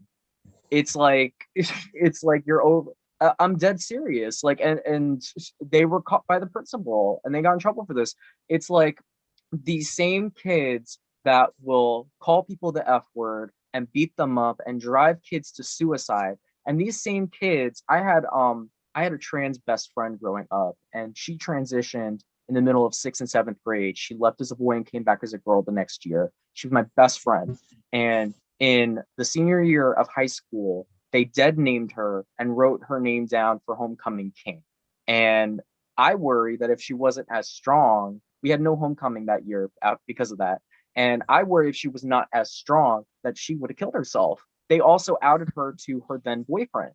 Like, and these were the same kids that were measuring each other's penis sizes in the school bathroom. It's like these people that are not comfortable in their own sexuality are the ones that are taking it out on people in the LGBT community. And it's just it's so sad to watch, and it makes me so depressed that these kids have to experience it and go through it. And like my message, and I mean, you look at the guy from that shot up Pulse nightclub too. Like, my message to these people, if you're questioning yourself, please don't take it out on the people that are proud enough to be themselves, or because of what you assume about people. It's just terrible. It's terrible. Yes, I was literally just about to say that. Like, I don't I want to was rag on just gonna the say that community, too. the DL community too much, because at a point in time I was DL, but it's still a way that you go about it. If you're struggling with your own sexuality, please do not go about it in a negative way where you're disrespecting people in the community that are secure with their sexuality, because you can make them insecure. Please just confide in them, talk to them, and maybe you'll get some insight about yourself. Because disrespecting them and ragging on them is not going to get you any cool points with the straight people. At the end of the day, they probably can assume that you're gay. You're going to do something that's going to slip up that's make you seem gay. So please just live in your truth. Being DL is not cool. Just Let me tell you, you know, a lot of those men that are down low that have wives and baby mamas, like they actually abuse their wife and baby mama, you know, behind closed doors. it's true. Because I got beat up by my ex because I made a joke and I was like, you know, for someone who's not gay, you sure as hell watch a lot of gay stuff, because he was watching all this stuff this one day, and you know, he got so mad he put his hands on me. I thought I was gonna die that day. So it was just like, you gotta be gay if you're attacking me for it, because if you wasn't, you wouldn't get this mad about it. You know what I'm saying? Like, and it's crazy. I'm so sorry about that, Sharonica. You got my heart, but it's just so upsetting that people are like that. Like, be secure with who you are, and if you're not and you're insecure with who you are, don't take it out on others. Like, please go seek help. That's it. Right. Ask me whatever you want and I'll help you. Right. And Like, hello. And that's the thing with the toxic masculinity too. And I think me and Sharonica are definitely going to be able to relate to this. When you do have more masculine traits and you are maybe in a lot of things more masculine than your mate. And with toxic masculinity and they're supposed to be the man and you're doing it. Yeah, I was in an abusive relationship because of that. I made more money. I was better at fixing cars. I was better at betting on football games. I was better in all that. And I would get my ass beat for it. And this was my high school sweetheart. So how do you think I was acting in every other relationship? I was never being myself. Because, I better not do too much of this. I got to make him feel like he's the man. I better not do too much of this. I better not let him know. I know all of this. I better not let him know. You whatever you do under that hood, you doing that shit wrong. And it's a lot easier if people would just be them fucking selves. Be themselves, yeah.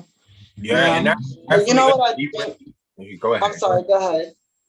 Okay, that's definitely a deeper conversation to be had in regards to that. Of course, I'm not a part of that community, but I see a lot of it. Like, same issue with my mom, where she had a couple of more masculine traits and she had to suppress who she was as an individual to make my dad feel better about himself. And I definitely feel like if there is a straight man out there that's watching, or you guys know any straight man out there, you guys have to do better. Like, especially, I don't want to point us out, the Black community, like straight Black men, you have to do better. Like, point it out, because homophobia and toxic masculinity is way worse in the Black community.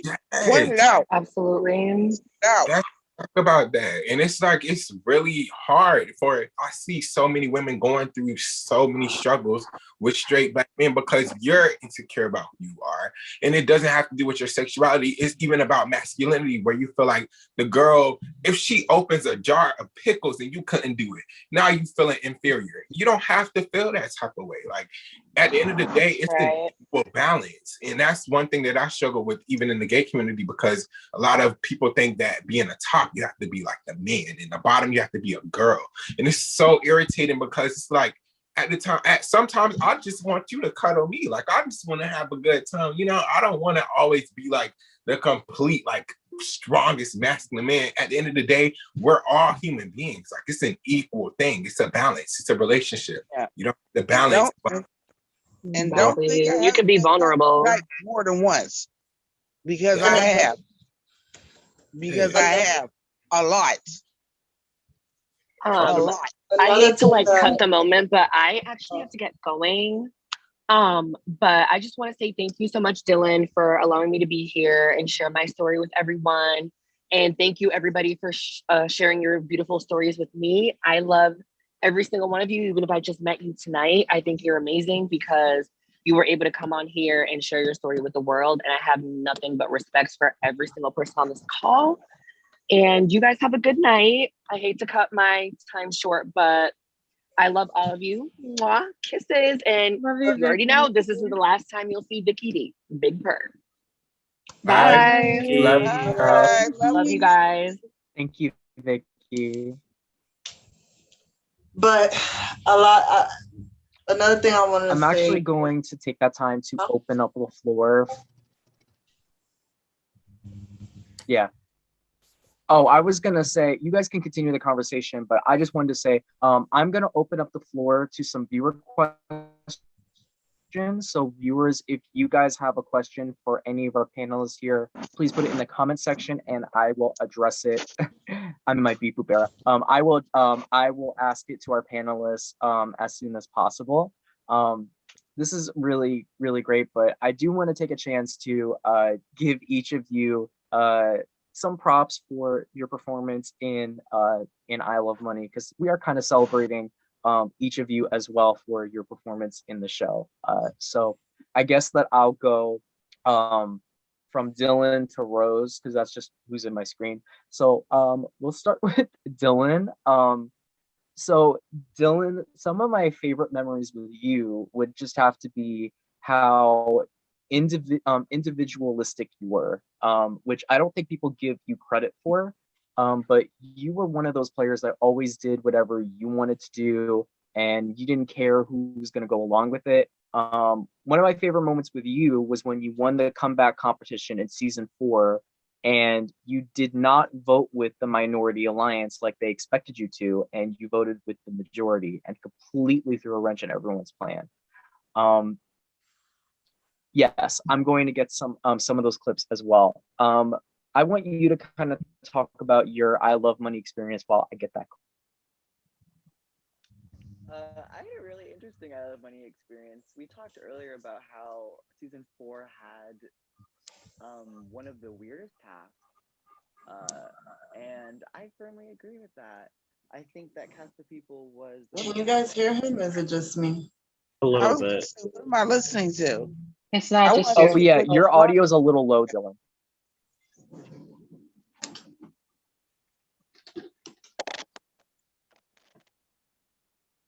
Oh, we really can't hear you now. I can't hear nothing. You're on mute or something. Well, while that story is It sounds like you're going far on, from the while mic. that's going on, let me tell y'all a lighter story about my sexual identity. So remember when Transformers, now again, remember I'm 43. So when Transformers come out the first time, I'm a kid in the 80s. I'm 43. I was born in 1978. So I work at Hot Topic when the first Transformers movie is coming out. So they're bringing out all this Transformers stuff. I'm coming home like every day from work with Transformers stuff. And I live with my mom, which I do again because unfortunately my father passed, but under different circumstances. I came back home because somebody had to be here with my mom and my father passed. But she would be like, why do you keep coming home with this Transformer stuff? And I'm like, because when I was a kid, you wouldn't let me have Transformers. And she said, well, you always liked all these boys' toys. We had to make sure you wasn't going to be a lesbian. So this is the mentality. Now, this is mid to late 90s. This is the mentality still. I said, well, let me tell you something. I liked Hot Wheels. I liked Transformers. I liked wrestling. I said, you know what I like more than all of that? My mother said, what? I said, dick. It didn't matter what I was interested in. I was going to be who I was going to be sexually, regardless. Yes, Jimmy. Yes. True story. On my father. True story. Yes. Sometimes it just takes like putting them in their place because they can't help it. They have an old school mindset. That's how everybody thought back then. But it's like, baby, you gotta retrain your brain. Like it's 2020 now. It's time to stop thinking that type of way. I see what you're talking about. Oh my God. I can't believe we're still on. They're pushing the gay agenda because people are gay on TV. I can't believe that's still a thing. Yeah, grew up with straight people on TV. The whole Lil Nas X thing, like just happened like last night or the night before. It's like mind-boggling that we're still having that conversation. Like I understand he kissed somebody on TV. Like, oh, you don't want your kids to see that, but the basis of it, you don't want your kids to see it because you think they're going to be influenced to do gay things. I've seen girls kiss all the time, or boys and girls kiss all the time on TV. I'm still gay, love. Like that really doesn't correlate. That's a good topic about it. about. Because that's a good point. Yes. When I think of the conversation that I had with my mother in the late 90s, for that to still be a conversation that's being had is insane to me. That is complete insanity. That is a good question, though. That is still going on 30 years later. That is insane to me. Literally. I can't say though. I think we came saw a bit somebody talking on Twitter about this.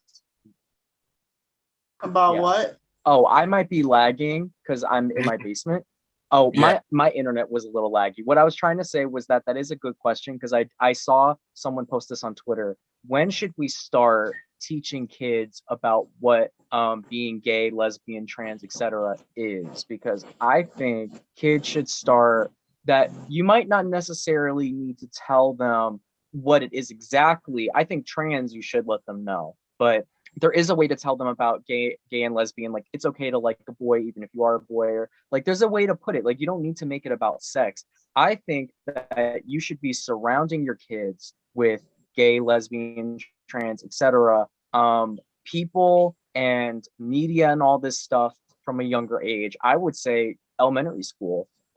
Just because if you surround them with these people, and I feel the same way about when it comes to race, you need to surround your kids with people of all different shades and colors, because if your kids are around people that have this culture or are from the LGBT community, they'll understand it better. And that way, when they're older and have the ability to spread love or spread hate, they're not going to spread hatred. They're not going to be misinformed, because bigotry comes from not understanding somebody.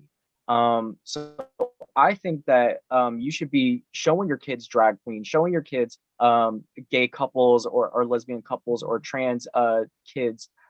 That should be out there from the jump, and that's just my opinion. Yes, I definitely agree. And I think because in that circumstance, you're definitely touching on a very important subject, but also from the other spectrum, for somebody that's also in the actual community, I didn't like, once again, going back to my story, I didn't know what gay was, like third grade, second grade. Like I was playing with my mom's Bratz dolls. I didn't know what that meant, but it's seeing representation and seeing things where it's like, okay, I identify with this. Yes, I'm 7, 8, 9, but I still can see, okay, that's somebody that I feel like I see two boys kissing on TV. It's something that maybe I could be interested in the future, but it opens my mind up a little bit more. But being closed off and thinking, oh my God, my children only need to see boys and girls kissing on TV or boys and girls holding hands, like that is such an outdated mindset. And it's a thing that definitely needs to be of the past. Like should be all types of people out there. Yes. I agree with kids being kids, but at the same time, just like I don't feel like at 5, you need to be seeing a man and a man kiss. At 5, Yeah. you don't need to be seeing a man and a woman kiss either. You're 5. Mm-hmm. You know what I mean? Some point in elementary, I think, though, you should be introduced to the subject, because at the end of the day, you're going to have some type of anything. Like if it's anything where it comes to maybe your interaction with thinking, oh my God, that boy is kind of cute. You should be introduced to the idea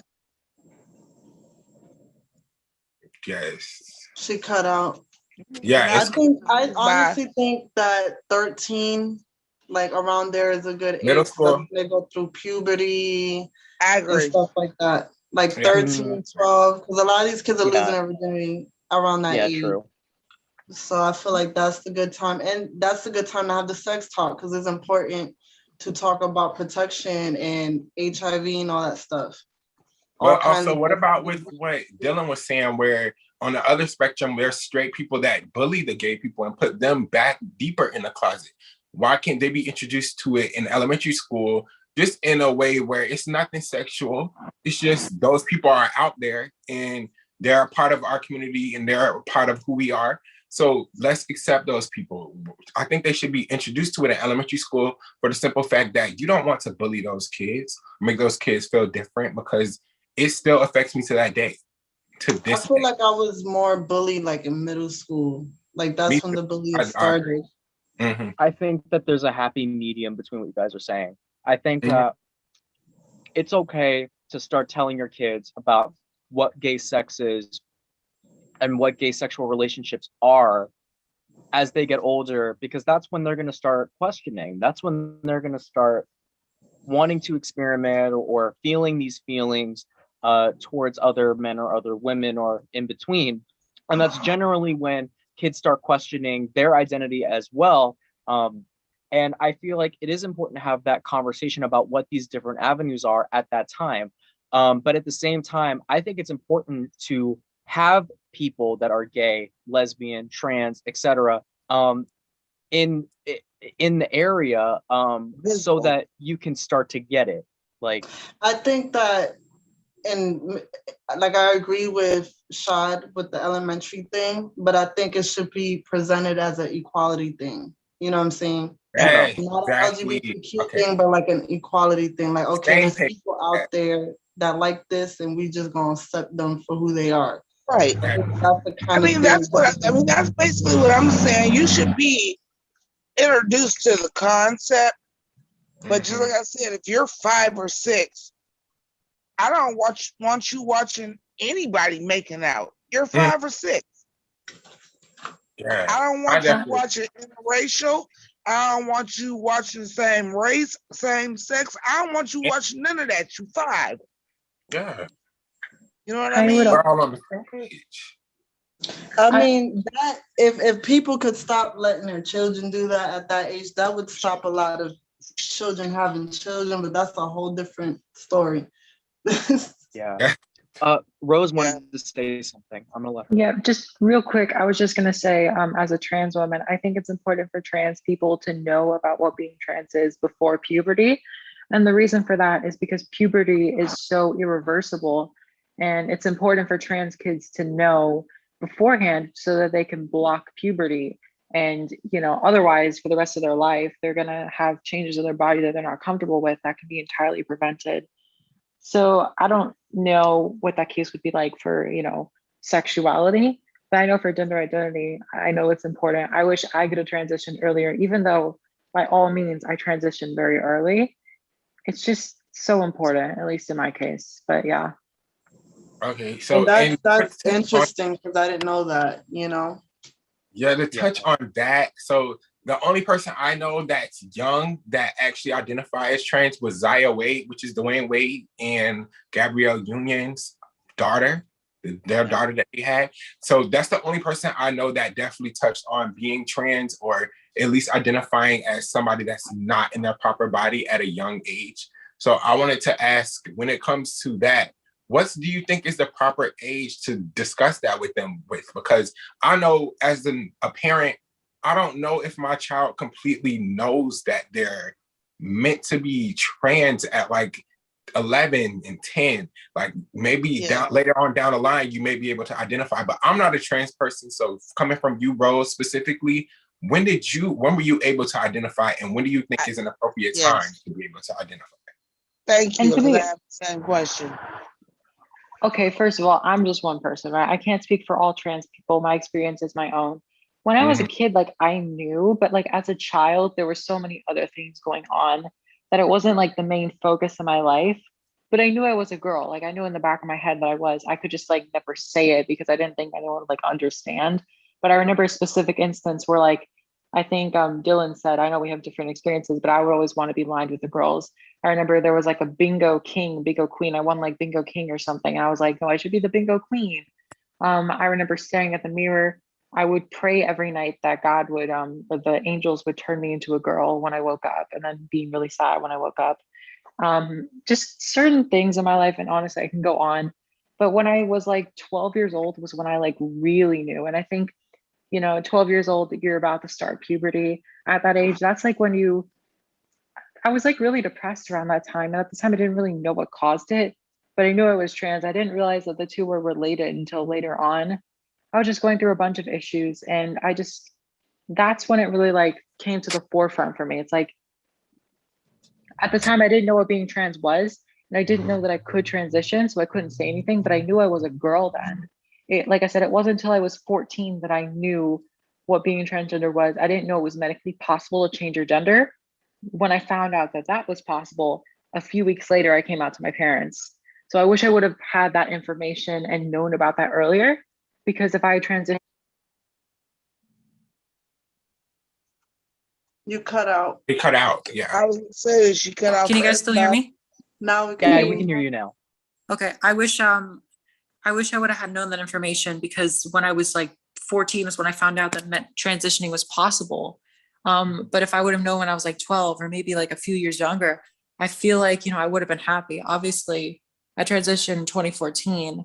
I was 14. It's 7 years later. I'm still a woman. I'm still, I don't regret anything. I'm very happy. My only regret is not being able to transition earlier. I'm not saying that like transitioning young is always the best thing, but to me, at least, the only reason I didn't transition earlier was because I didn't even know it was like an option. I didn't even know you could transition. And obviously pre Caitlyn Jenner, pre all that stuff, no one really knew what being trans was in 2014, at least my experience. Oh yeah. So I just feel like having it out there, I don't think anyone should be pushed to do anything, obviously, but just being like, oh yeah, these people exist could go a long way. Right. Right. And I want to piggyback off of, Hold on, before that, I was just like to say, fuck Yeah. Caitlyn Jenner, because the first major one was out was Lorraine Cox, a black trans woman. Let's get that out there first. Talk about it. I've never heard of her.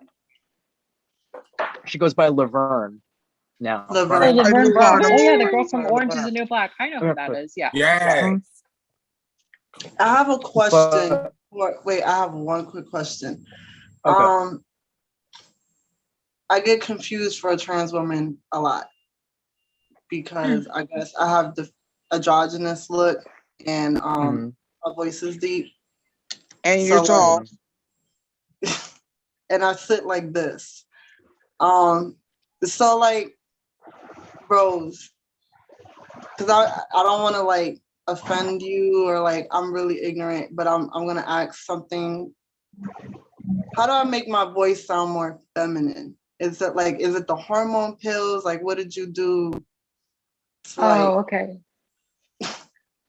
To be honest, I had a voice trainer. There was a vocal coach from LA that I went to for a bit. She actually, I believe she worked with like celebrities, but she couldn't tell me who.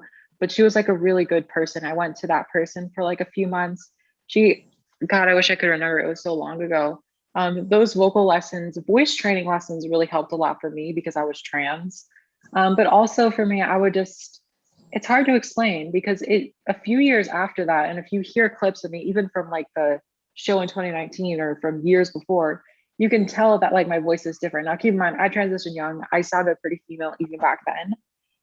I wish I could explain. To me, it's just, I don't know. I just, hold on. If I like really, I'm trying to think of like how I sound more female. I wish I could tell you. I'm so bad at this. I don't know.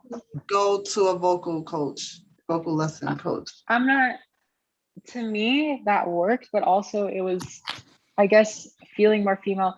I know one of the things was at the end of your sentences, you like pitch up instead of like going down and like ending. And hold on, I think pitch was, I'm trying to think of what the other things that they were said were. I didn't want to talk too high because if I did that, then it would be, you know, too noticeable. But it was just certain like ways in the way that I talk and oh God, I'm so sorry. I mean, we're talking about years ago. It's okay. I'm gonna Google it because Yeah, I'm sure there's a YouTube video it's very somewhere. possible. Like the things that vocal training is able to do is honestly quite amazing. If you would have heard my voice before, I never really sound like masculine, but it's like a big difference for me. So And I will yeah, say, I'm tired of Rose, people. He's so Sharon, because my deep voice is sexy to niggas. Yeah, and I said niggas. I think My both. deep I voice think is your voice sexy is to niggas. fine. They be like, Yeah, damn. but I like to. I would like to, you know, because I feel like my voice doesn't match my face sometimes.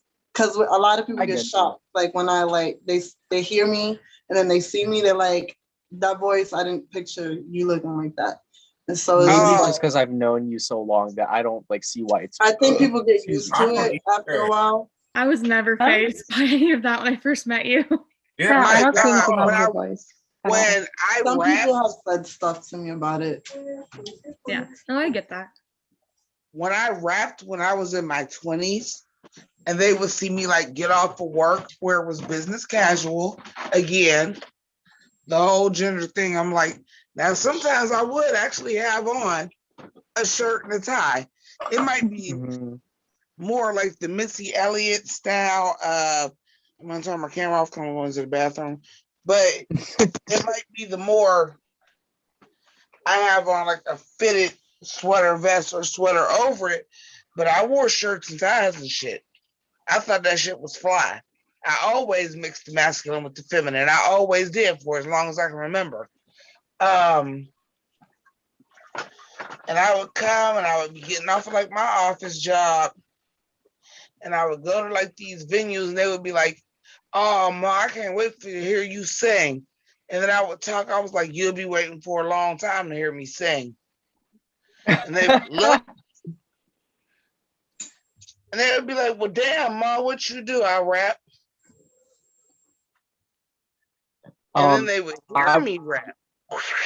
Mhm. Dude, then I had to be a lesbian. I want to quickly read a little message that we got in the chat that I think is so beautiful. It's from someone new to the channel. Her name is Darlene. First time here, guys, and I just want to let you all know that you're beautiful people, and no matter what type of negativity you get in life, just keep your head up high and know that you do, no matter what you do in this world, sending lots of love from Georgia. Well, thank you, Darlene. I appreciate Darlene, that. you are a fucking sweetheart and we love you. And I wanted to piggyback off of what Rose was saying, because I guess I have a similar experience to her of questioning my gender identity from such a young age. I feel like if I had known what trans was when I was younger, maybe things would have been different. I know for me, I vocalized I wanted to be a girl when I was in like second grade. And it came from being like, okay, if I was a girl, things would be so much easier. I'd probably have a better time fitting in. And I feel like that was kind of where me wanting to be a girl was coming from. And I think for me, the reason why I didn't end up transitioning was because I was able to live as a girl on the internet. Many people knew me as Brenda Meeks. I named myself after the character from Scary Movie. Yeah, that's me. And that was how I identified for many years. I never showed my face. I never spoke. I made a lot of friends just through texting, and I would go on Roblox and 10 gauge, and my avatar was female, and I got to kind of live that way and be a woman through the internet, and I felt comfortable doing that. And it wasn't catfishing for me. It was just me living my own identity. And I remember I even had a book that I would just sketch in and write my own stories. And I even put down the different sides of Dylan. And I had like my happy side, my funny side, my angry side, my fighting side. And then I would put Brenda, a girl character. And this started for me, I was probably 8, 9 years old. So this for me, these feelings and these emotions, and I didn't think this way at the time. I didn't think, oh, I want to be a girl at the time. But looking back at it, I see that that was my gender confusion and gender questioning. That was my gender questioning jumping out and personifying. And this for me started very young. So I do think that having, excuse me, sorry, I just ate a gyro. I think that this idea of what trans is should be available to kids around a younger age for that reason, so that they get out there.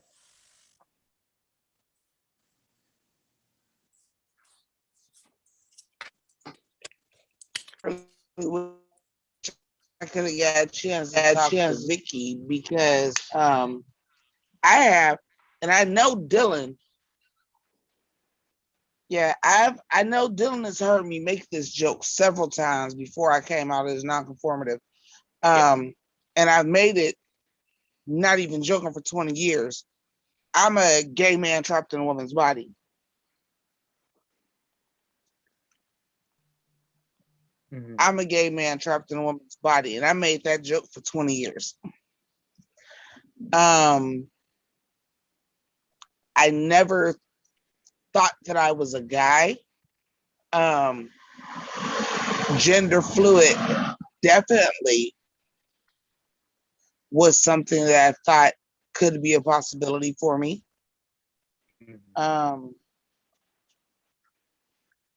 No gender definitely came across as a possibility for me. But I would never say that I felt like I was a guy. I definitely didn't always feel like a woman. I have made comments to friends that y'all talk to me like I don't have a vagina.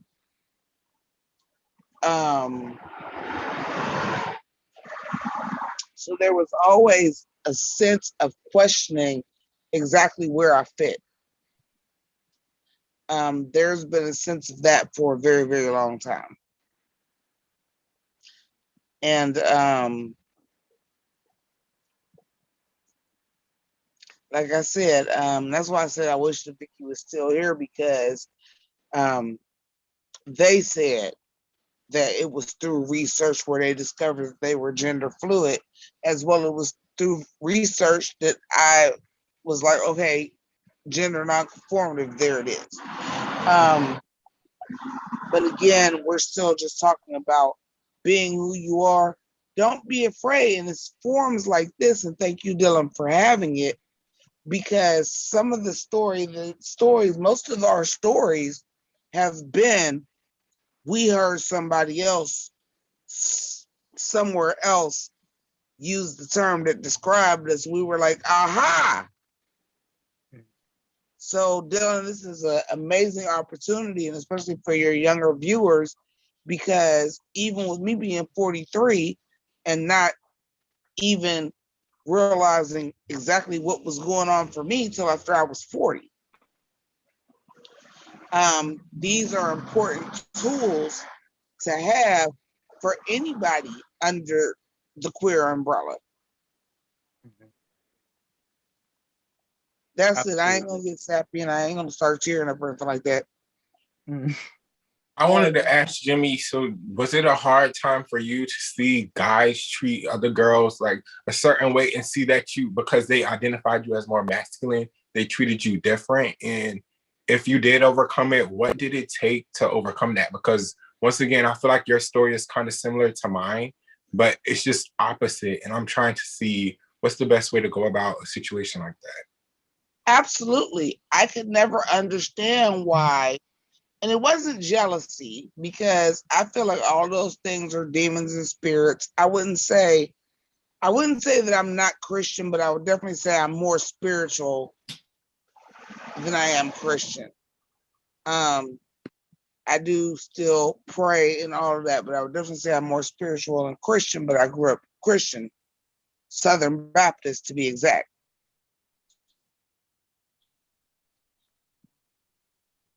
So for me, how come your boyfriend buys you gifts and does all these sweet things for you? And I'm like, my dudes don't do that for me. Do they not think I want flowers? Do they not think I want shit for Valentine's Day? And I was treated very differently than a lot of my friends because they would be like, you're not into that shit. Well, no, yeah, I am though.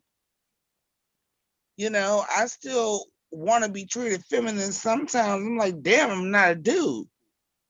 So yeah, I did go through that. And yeah, I wouldn't say necessarily jealous, but it was a whole lot of, well, what the fuck is wrong with me? A whole lot of that. Absolutely.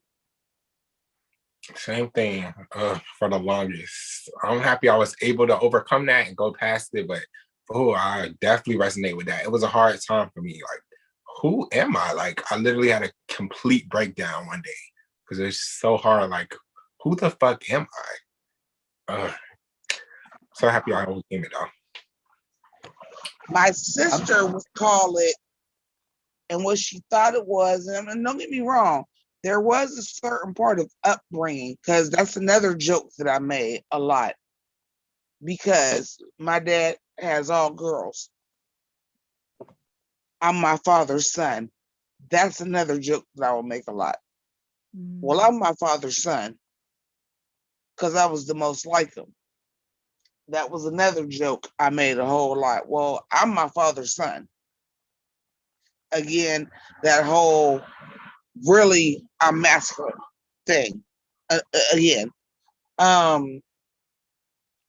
my sister would always say that I was self-sufficient to a fault, where you have to let a man be the man sometimes.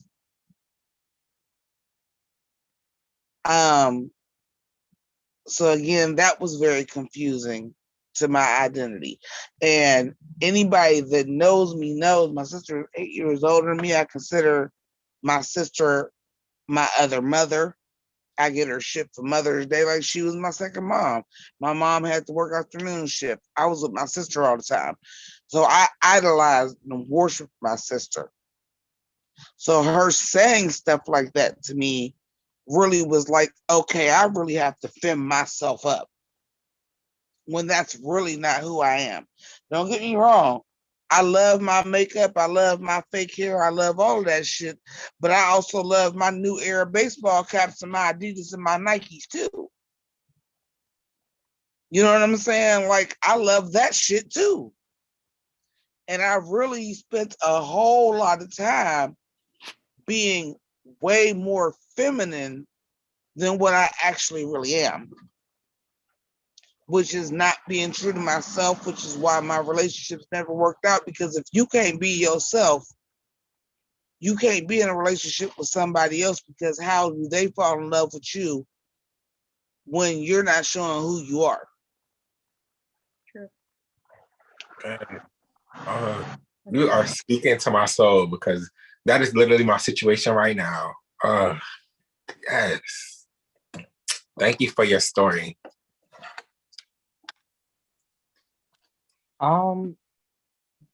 Yeah, well, are there any other points we want to talk about? As far as Well, this has been a I'll really great stay on conversation. mute. Thank you for your story, because I didn't feel like it could be the same way. You know what I mean? Like the way the stories relate, even though we're not, again, gender is a spectrum, sexuality is a spectrum, and you don't expect for a gay man and a gender nonconforming woman to go through the same struggles. Like, who would think that? Exactly. And that's why conversations like this are so important, because there's so many people in this community. The whole like LGBTQ community is a complete spectrum, and there's so many different communities within the community that you could learn. And that's We have a conversation. large, in the org community in general, and I would say in the Twitter community and like all this stuff, I think there is such a large population of LGBT youth that come on here, both in orgs and on social media, And it's important that the ones that are questioning or don't really know, it's important for them to know that there's people like them that are out there, you know? Yes, And that was part of why I wanted to do this. that's huge. But Yes. yeah, I oh my lord, there's so many messages. Let me throw that away. But yeah, I don't know what else you want to talk. I don't know if y'all even want to talk about I Love Money. Because I this don't has know. just I been was such a thinking great. about kind of presenting my talent at some point. Yeah, me too. We can skip. Oh yeah, how many of y'all wanted to still present a talent? I'm thinking thinking about it. Because if you want to, we can still do that. I don't think we did receive any of your questions. I'm gonna check one more time to see if we did. Shout out to Kim, by the way. Me and Sharonika's good friend who's out there in the audience. She just married her wife, I believe, last year. She has her own Yes, startup company, queen. Foodizette. Congratulations. Yes, I love Kim. I got to meet her during Black Monopoly. It was this pop-up event in Brooklyn back last winter, I believe. It was really fun. But yeah, if you guys want to do a talent, we can move on to talent. And yeah, we can do that. So while y'all set up for it, I do want to throw some questions out there as far as the I Love Money portion of it, because we all are bonded by I Love Money, which definitely there are some ups and downs. I mean, we have some winners here, some people that didn't make it quite as far. But I wanted to give each of you like your own kind of shine in the limelight. What I'm gonna do is I'm going to upload a highlight reel of all of your best moments afterwards because we are a little constrained on time. But yeah, I was trying to talk to Dylan, but then we just kind of got off track. Can you try testing your microphone for us really quick? Oh no, we still can't hear Oh my you. god! Wait, really? We can hear We're you. like, but we heard you barely. Okay, now we can. This Really? fucking angle for me, and I'm just doing this, which makes like me have like a quadruple chin, which is not the real case. Embrace your chin. I love it. You look great. You know what? Why don't we start with Jimmy? So I always say that season 2 was season 1. We don't really count season 1. So you are the OG. You are the original winner. It's been 2 years ever since your win. Well, shouts to my homegirl Nika, DH1 Chilltown, bitches. There he is. Hey. Who just won All Stars. That was my ride or die all the way through season 2. We was in an alliance from beginning to end. And we is the real life. Y'all follow Big Brother at all. The real life motherfucking Chilltown, bitches. Hey. Fuck Mike Boogie and Will. We fucking Chilltown. Pink and pink ink, bitches.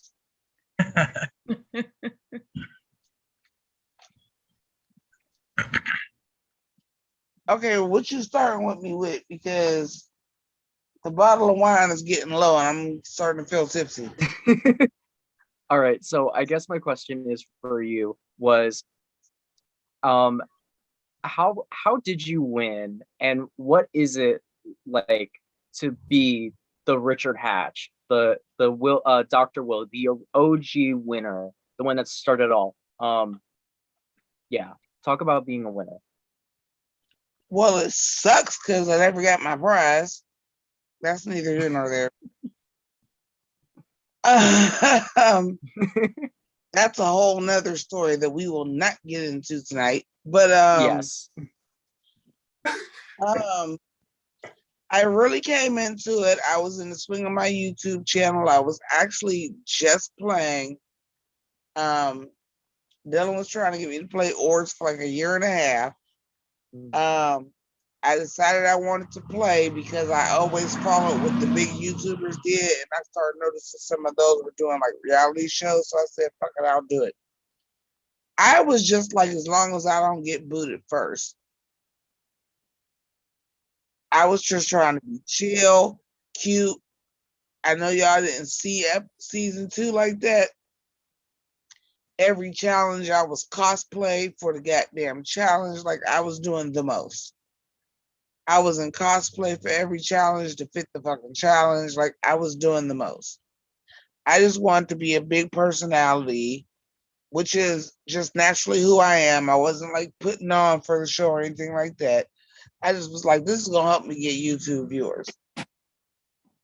And then day 4, all shit broke loose because I was accused of discriminating against the disabled people. And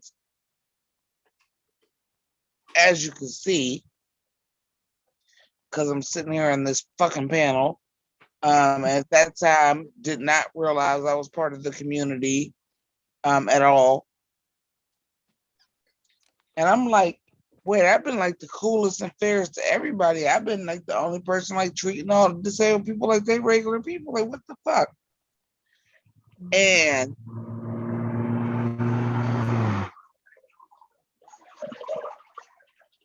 since it's still Pride Month,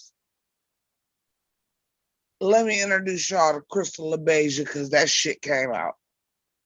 I went the fuck off. And at that point, the true tourist in me, because I'm a tourist, the more you piss me off, the more I'm like, okay, bitch, I'm going to show you. And every time that I thought, I'm like, all right, I'm about to go home, they tried it and pissed me off. And once they pissed me off, and I would be like, I got y'all ass, I'm going to win this challenge. And that's exactly what happened. Yes. Every time they kept pissing me off. And I'm like, if y'all would have just been cool with me, y'all could have been got rid of me.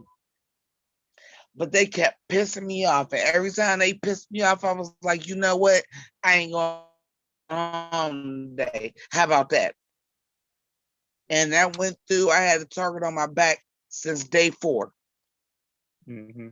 And they just kept pissing me off. And the more they pissed me off, the more I was like, I ain't going nowhere. Fuck y'all.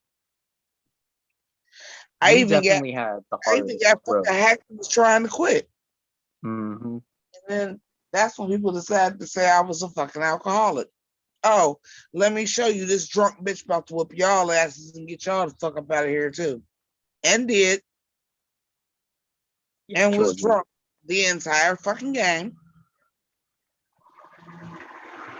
And won. Could you imagine if I would have played sober, y'all wouldn't have had a fucking chance. I will say that first org I ever played, and I won. Yeah. I will say that I've to this day, I believe Jimmy had the hardest road to win of not only any winner of this series, but for me, any orger I've watched. She had to win. She still holds the record for most individual wins in a season. She won 6 individual challenges in that season. 6. 4 of them were in a row at the end of the competition. And she had to deal with motherfuckers trying to hack her. She had to deal with people calling her an alcoholic. She had to, it was her, and on top of that, this was her first game. And the whole house was against her, the whole house. And she had to come through and win out at the end. That I was having an onset of Graves' disease and didn't realize it at the time. I was sick. Mm-hmm. Yeah. That's how I found out I was sick, because I went through the whole 50 days, and when the game was over, I was like, I was wondering why I kept having to call off of work, and I didn't have a period the entire time. I found out after that I had Graves' disease. So I was sick the entire time too. Exactly. And like, one of my favorite players, I think if you would have been an All Stars, I think you could have done even better. But you know what? It worked out how it worked out. Your partner got the win, so I think it worked out how it should have I'm worked like, out. listen, they wasn't keeping me in no damn All Stars. Quit playing. They got rid of I my mean, ass so fast. They wasn't keeping me in no damn All Stars. It would have been No. A possible. lot of people bowed down to you, Jimmy. Yeah. You would have been fine. A lot of people in their preseason interview said they wanted to work with you. I mean, Sharonica and Nika They were both invited in the you. final 7. I think you would have been fine because all of the attention at the Oh, we time coulda was on used you. Isaiah. Yeah. That's bad. I I think that you already would have been said that. fine. Look, I didn't even gave our alliance a name. I said if I would have been in there with Sharonica, Enid, and Nika, it would have been Savage, Classy, Bougie, Ratchet. We'd have been the final 4, period. Yeah, I think y'all would have because Nika ended up winning most of the individual challenges. So if you would have been there too, I don't think they would have had a chance. But either way, you're a Hall of Famer, you're a legend, and people know your name even without seeing your season. Like, it is what it is. And you'll always be a legend and icon in this series. So some of my favorite moments Legendary. from you. Say it again. I said legendary dollar icon, legendary. There you Jersey in the Raptors, bitches. I'll say that some of my favorite moments with you, and we have 4 season 2 alumni here, but some of my favorite moments with you, I still remember when Matthew Papa was trying to like be funny and was like, oh yay, I don't know, he was being petty about something, and you gave him the middle finger while you had a cigarette in the mouth and you had a wine glass in the other hand, and you just went to him and you gave him the finger, you walked off, and you played Thank You Next because you were like, I'm gonna play copyright material so Dylan can't use you being petty. Like, I thought that was some of the pettiest and funniest shit ever because you were like, I'm not even gonna let you get your screen time. I'm gonna copyright this shit. It was so funny, and it's one of my favorite moments from any season in general. I keep telling, look, since it's Pride Month again, I keep telling y'all gay men, you cannot out petty a black woman. It's impossible. Okay? It's impossible. Gender nonconformative, yes. You can't out petty a black woman. It's impossible. Okay? We are brought up, unfortunately, we are brought up to be petty. You can't out petty a black woman. We are brought up to be petty. You can't do it. You damn right. I'm gonna copyright this. This ain't going on out there. This ain't going in the video. Fuck you, motherfucker. How about that? It was one of my favorite moments. Another moment that I love, and I know you think that I love whenever you cuss Heather out. I don't. Like, that's not my favorite part about you. But my favorite moment with you was after everything that went on with Heather, and I think all of you have had a chance to meet Heather, even my season 4 people. You were like, that's it. I've had enough of this woman. She got eliminated and still came back. This is her like 50th chance. And she keeps on trying to use her social anxiety or whatever it was against us. Let me give her some real talk. And it was the moment where you guys had a conversation about your difference of experience as an older Black woman compared to her, a woman with autism, whatever she said. And she tried telling you that you don't know what I've dealt with, whatever. Like, I thought that was a pretty important moment when you were like, no, like, you can't discredit my experience. I've had it really hard. And I know that some people were like commenting under that clip, like against you. I was like, I thought that was like one of the most powerful moments in the series. And I appreciated that while watching. Like, I thought that was incredible. I thought it was incredible. Because had it been like season 4, season 5, where people were watching the entire journey, because that was probably about day 20 at that point. Yeah. And had people been watching it from the beginning and actually seeing how Heather was using that to her advantage, Mhm. especially when I would be the only person, like, and let's just keep it a buck. She couldn't recognize, she thought people were on her side. They were laughing behind her back. They was laughing at her, not with her. Absolutely. And I was the one that was like, you are a grown woman. You are 31 years old. You live by yourself. You are paying your bills. You are paying your mother's bills. So I have autistic people in my family. Two of my best friends work with autistic people. My niece is about to graduate college with a degree to work with special needs. That's what I'm working on. Yeah. Are you wonderful? She's actually going into student teaching next semester. She's about to be done. She got a year left. Well, Wow. Yeah. You know, This is how long we've been doing this shit. There's different levels to narcissism, and Heather is very narcissistic. Yeah, and there's different levels to autism and mental illness. And I'm like, if you can live by yourself and they let you control your own bills to the point where you can pay your mother's too, you ain't as far gone. No, she's just As what narcissistic. you're trying to make people feel bad for you about. And I'm gonna keep it a buck with you, a grown woman to grown woman. At that time, I think when I played I Love Money, did I turn 40 or had I just turned 40? You Either just way. turned 40. Okay, Something either like way. that. Either way. And she was 31. I'm gonna talk to you like a grown ass woman because that's what you are. You're handling yourself like that. You work, you go, they send you to write articles and shit. You're a grown woman. You're not that far gone. Yeah. You can fool other people with that shit. I got people in my family that are older than you that can't even live by themselves because they're that far on the spectrum. You're not gonna play me like that. And I think that was definitely Heather's problem, and that problem followed her onto all of her seasons. And as someone that still talks to Heather, like, she's definitely gotten better at recognizing it.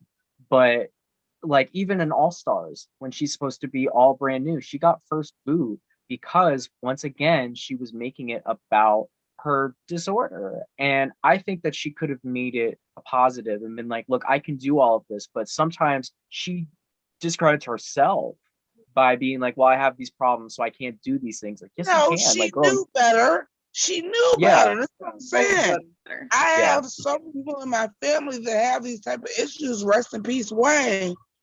Because I have a cousin who just passed away Saturday, whose autism was that bad that he had to have a pay, that he lived in a group home, that he couldn't live by himself. And he was like 62. That's not you, Exactly. sis. That's not you. I have people in my family that have this. That's not you. And you're not going to try to play everybody off of this. You're using this to your advantage. And I had just gotten to a point because I was the only person that was actually treating her like a fucking adult. And And she when didn't she want to kept believe trying it. to fucking play me and say I was bullying her and doing all this shit behind my back, I just had it. But in context of the clip, because season 2 never did come out and it wasn't live for people to see this, it just looks like I was being a bully when that was not the fucking case. Absolutely. And you were not a bully at all. And You're like, not a I even had bully. to correct some people in that comment section that you were not a bully. But yeah, I think that it's a good note. There's so many moments to talk about with you, but I want to move on to the other winner in the room. I want to move on with Sharonica. I feel like we've had I feel like you probably have the most growth as a player because we kind of got to watch you from season 2 when you came in late on a whim, replacing, like, honestly, I'm happy that I got hacked or the game got hacked because that got you into season 2. I don't know if I could have kept your interest for season 3 if it wasn't for that. You came in for season 2 late as a replacement for the 2 people we had to expel, and you kind of got screwed over pretty quickly. I don't think there was anything you could have done differently. You learned from your mistakes. You came back for season 3. You almost won. You made top 7, and you did really well. We grew pretty close. We became really good friends. I consider you a friend, to be honest. And season 5, you came back. You weren't even supposed to be there, but you came in late, and you won the whole thing. You not only did you win, but you dominated. Like, you came in with a target because you were associated with Rhea and Demonica, and people knew you. Like, you were a production member, you made it far, you were this big, well-respected figure. You had the target that I think Jimmy would have had she been an All-Stars. And you were able to just get people to follow your lead, and you just have this unique charm to you that I don't think really any other player has, where people are just drawn to you. And you had a hard road. You know, you had to turn. I always say that you you handled the game jury. Demonica handled the pre-jury. You handled the jury, because you got people to turn on each other by spreading that false alliance out there and get those people to take out the younger players. And then when the end game came along, you had built these connections with Prissy and with Tamika, and they kept you in the game, and they brought you to the end, and you were the last vet standing, and you won. And even though All Stars went a certain way, I think that you probably could have won it had Lance not made the mistake of eliminating you. I think it was a mistake for him taking you out, because it just made him the biggest threat, and he left next. So there was no point. I legitimately thought you were going to win that game. I actually think that Nika coming in, she ended up taking the crown over you. I think had she not gone in there, because you guys were targeted for being a duo, I think you could have taken it, because no one wanted to take you out. So I just wanted to attribute you, because you really have made this series what it is, and you're one of the most iconic characters. So I want to ask you about your experience with I Love Money as a whole. Well, before I Love Money, I had only played Sandy's game, which was I Survivor, and his Big Brother game that he no longer does. And that was like, what, 6-7 years before you asked me to play I Love Money. And even back then when I played Sandy's game, like, it wasn't like this on camera. It was straight forum, straight chat room game, AOL chats, and we didn't see each other. You know what I'm saying? There was a lot of trolling going on behind the keyboard with people you didn't know if they were catfish or what. So when you asked me to play, I agreed, because, I was going through some shit and I needed a distraction. And I actually kind of fell in love with it, because back then when I played orgs, Sandy would just beg me to play and throw me in there just to shake the house up, because I was messy back then. Not messy, but I was like always cussing people out. So he always wanted to add that, spice to the game. I had never watched Big Brother Survivor. I didn't know what the fuck was going on with that game. You know what I'm saying? And I didn't really like it, and it almost ended my friendship with Sandy when he invited me to be, I think it was Botswana, and I ended up getting first boot, but he added me on production and it was a hot mess. But after that, I was like, fuck orgs. Like, I'm not playing no more orgs. It's just too much. I ain't got time for it. And then you asked me to play, and I kind of fell in love with it, and it kind of turned into an addiction. You know what I'm saying? Because after playing your game, I got invited to play other games. And then, then I got tired of the Facebook community, because it's like Skype, whatever. Because now I'm a threat, and I'm targeted all the fucking time. So I'm like, no, fuck this shit. I've been playing minis on Twitter, and winning some of those. So now I'm just retired for now. I'll probably do All Stars for the Twitter games, but I'm here, it's fun. It's a good distraction. It's a good outlet for people that, have mental health issues or whatever, and they want to, I don't, because, like, for example, Heather, she doesn't have a lot of diversity around her.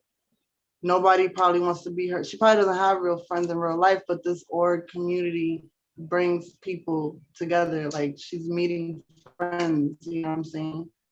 100%. She's learning about herself and others. You know, it's a good thing. And 90% of people that play these orgs are from the LGBTQ community. So it also connects everybody together.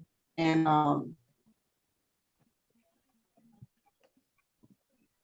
it also connects everybody together. You know what I'm saying? So I really appreciate what you're doing, what everybody else in the org community is doing.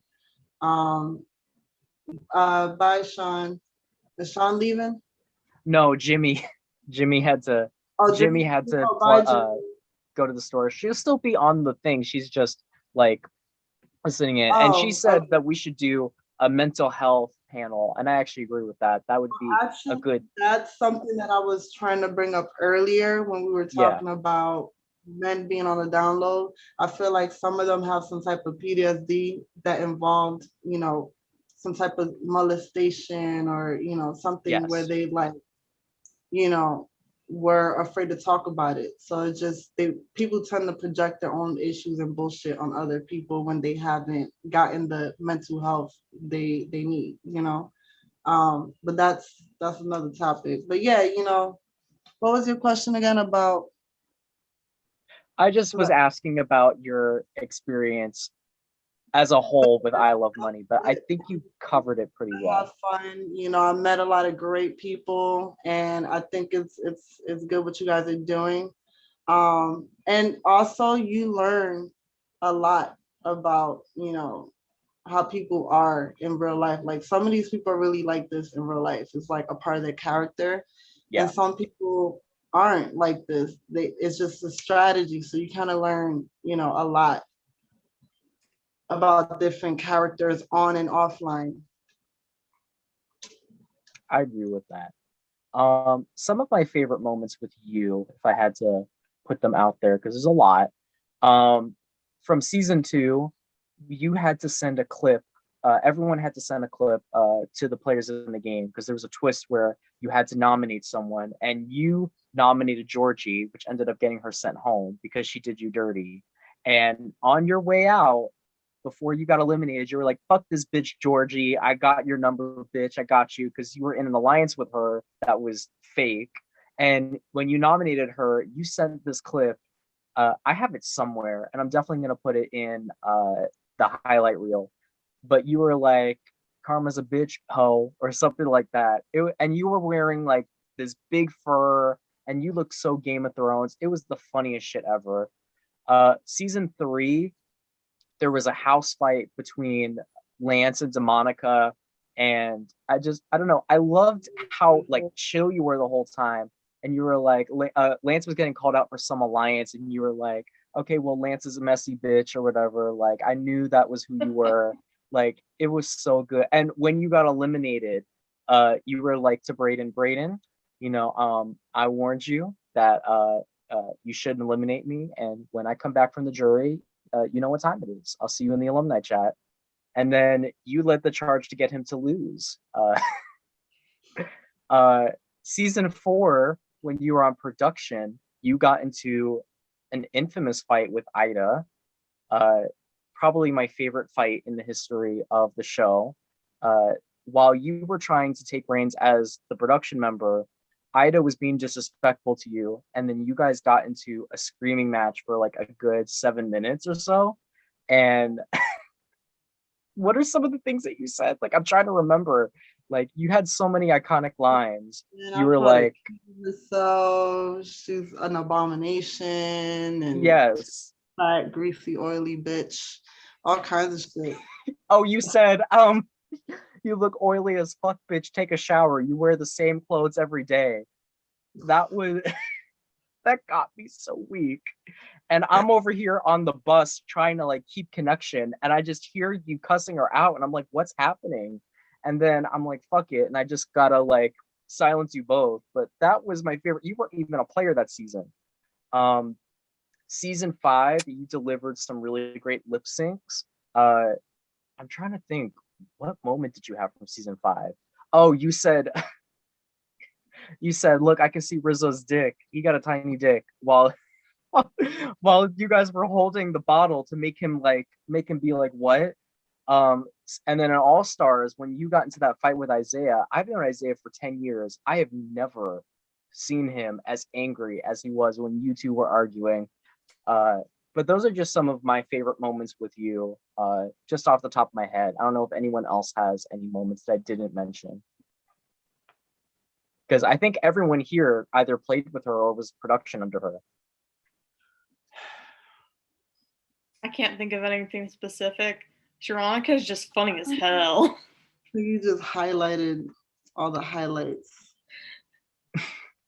I have, There's a yeah. lot of behind the scenes shit that there was a lot of one-on-one conversations and arguments I had with people behind the scenes, like me threatening Rizzo and me threatening Yes. Isaiah and I threatened mad people behind the scenes that nobody, like, I did a lot of moves behind the scene that's in fucking when you do those alliance chats and it's just you, like, let's say I made a chat with Sean, and we got on a recorded call, like, and I'll be sitting there being a whole bitch, you know what I'm saying, like, and then they're like, oh, like, I fucked their whole head up. They don't even know how to move in the game after that. Like, I start making them feel worried.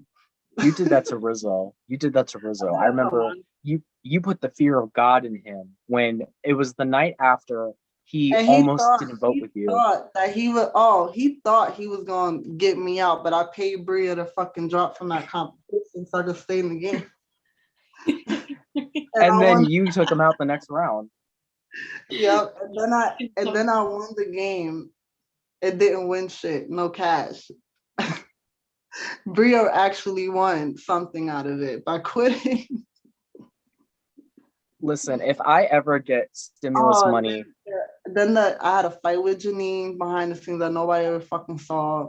Oh yeah, that was in your tape, your All Stars tape. I put it in there. No, that was my interview for that season, but there was a lot of, like, I was arguing, like, all the production was, like, against me and we were going at it. That shit wasn't recorded. I wish it was, because I even told Janine, was like, I'm not gonna kiss your ass. I'm like, bitch, what are you talking about? Like, I'm not, what are you talking about? I wanted to, but I couldn't. Like, you know what, Jen, because I was gonna quit that night. And I was like, you know what, Janine, I'm gonna stay just so you could continue to kiss my ass, you stupid bitch. And then she lasted like 2 days and fucking quit. Oh my God. I still remember you two having an argument because you, like, during the challenge, I think you had said something to her like, oh, you got to go quicker, or like, oh, you were explaining something to her. She took it to heart. It was after the challenge, and I said, Janine, why didn't you bank? Because it was like that. Yes. She took it so fucking personal that on our one-on-one call, she was going in, and we had a whole screaming match, and it was the craziest shit ever, because after I got loud and cursed her out and called all kinds of fucked up shit, that's when she calmed down and was like, you know what? I could take that shit. I'm used to that shit. That's how Janine is. And Sharonica. And then we started having a normal conversation. It was like the most bipolar ass fucking argument I've ever had in my life. Because I wasn't done. I was gonna keep going, and like she raised my blood pressure and then dropped it. Like, it was a crazy shit. Like, she got me so fucking heated, and I'm over here, and then she says something, and now we just having a normal conversation. I'm like, the hell? That's how it is with Janine. As someone that has hosted her and been production with her, that is how it is. Like, I had a genuine friendship with Janine. She goes to 1,000 when she's angry, but then she could just drop to normal like nothing even happened in the middle of an argument. And you're like, Janine did herself a disservice by, like, getting herself expelled, because she just, I don't know, she has this weird thing where she thinks everyone's out to get her, and I think that comes from prison time, so that's why I don't hold it against her. But no one was out to get her. She thought that I was telling people what her strategy was. I'm like, girl, I don't have time to be telling people, like, who you're targeting. I wouldn't have invited you back if I didn't want you to do well. Like I wouldn't just invite someone for shits and giggles. I wanted everyone to do well. I'm not gonna purposely, like, give people information, but whatever. And Janine's a person I would love to have here because I had so many great stories with her talking about her experience as bisexual. But yeah, Janine's a character, and I know Janine still watches these lives. She's got her fake Facebook accounts that she uses. Lipo, the cat. Like, girl, I know that's one of here and gets offended and goes on a fucking rant because I said what I said. But you know, I'm just talking about the past year. That's not how I feel about her now. I could care less. I don't have a problem with Janine, even though the last thing I said to her was that she's crazy. That's the thing. Like I actually admired her. I loved her. Like she was hilarious. But when she did it to me, it was just like a turn off, you know?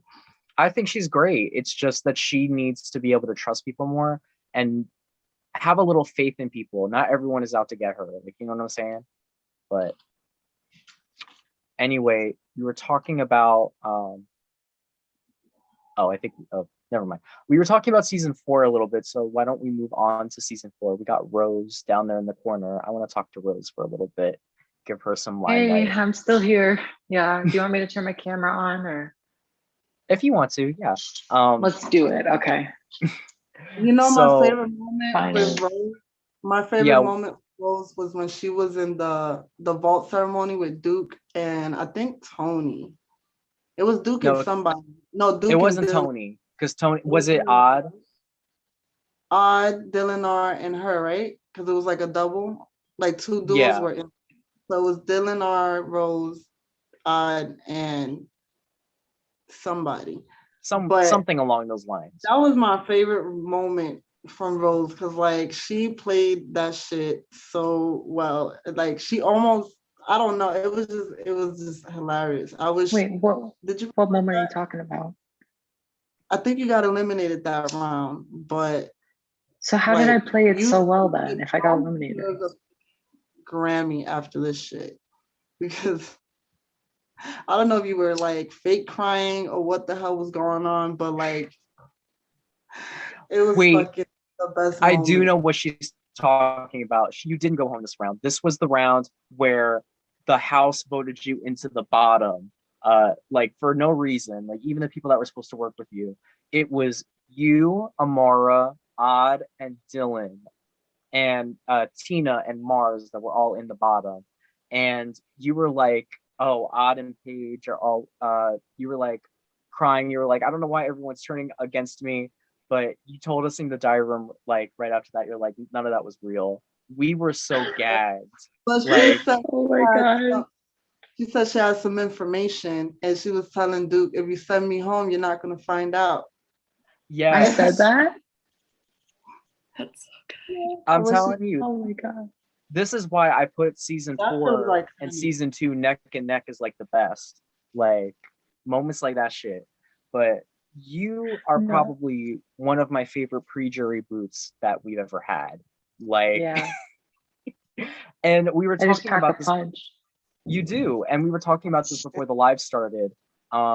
You probably could have gone a lot farther and a lot deeper in the game if you didn't sabotage yourself, because you were in such a great spot. And I think you could have taken Paige's spot in the game. Like Paige was left as the last member standing of that alliance. I think you could have taken her spot and gone really deep, but it was what it was. One of my favorite moments with you would definitely be what Sharonica said. Also, I got reminded of it, the diss track. You wrote a whole diss track about Amara, and she wrote a clapback.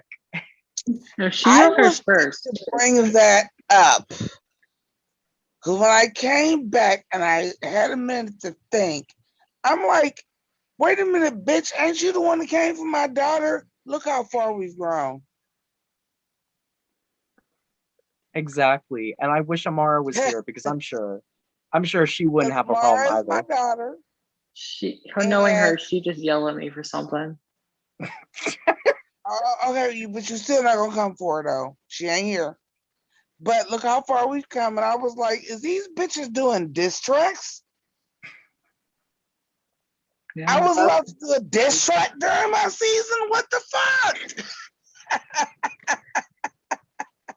I literally made mine 30 seconds long. I'm like, I don't want to give you any attention, but I'm just gonna, I'm gonna say what I need to say and nothing more. It was so good. It was so good. It had me crying. Like it brought back so many memories when you brought that up. Yes. I don't know. There's a lot of little moments from your season that crack me up. Like whenever honestly, season 4 is really the only season because season 2 didn't have live streams. It's the one where I go back sometimes and I just listen to the entire live and laugh my ass off because there was a lot of moments from you, Janine, Enid, like all of you that just kill me every time I watch. And you know, I wanted to ask you about. Would have been live, we'd have smashed y'all. Just saying. I agree with that. You But had to ask me. but what is your experience looking back at it 2 years later of the game? If I'm gonna be honest, you might not like that I'm saying this. I think it was fun. I enjoyed being there. But one of the reasons why I guess I technically didn't leave, like I got voted out, right? But you could tell Yeah. the night that I was eliminated, I was just Yeah. out of there and I wanted to have like a fun little moment. And that was like the whole thing. I guess the reasons why I figured like, this wasn't for me anymore. Just some of the things people said. I didn't like the environment of it. I Yeah. went into it thinking it was gonna be something, and then the season turned out to be so crazy. And I was like, I don't need this in my life. I'm going to school, I'm doing all these good things. It's like, I'm all right. I wanted a calm, chill season, as fun and dramatic as it was. I was just like, do I really want to be sitting here on a call for 3 hours with people yelling and like saying things? And it's like, no. And you could see, people expected me to be this dramatic person, but I was on that season. I was really calm. I was, believe it or not, and people who know me might be shocked, I was one of the least dramatic people there. And I just felt like for what I wanted at the time, and I don't regret it. I think it was fun. I'm glad I met you. I'm glad I met some people that I did. It was fun for while it I'll lasted. say something really quick. Yeah. It was me who introduced Dylan to who you were. Really? How so? So Oh, I knew who Rose was. No, you knew who she was, but I was the one who's like, you need to get her to play. Yes. So what made you want to do that? I've always adored you. Oh, thank you. You did because I asked you for suggestions. He And you were needs like, why don't you get another Rose? chance for something. Because I know how badly you were treated. I'm like, this could be a really fun thing for her. Absolutely. Yeah, and it was. I had a lot of fun. And thank you for suggesting that.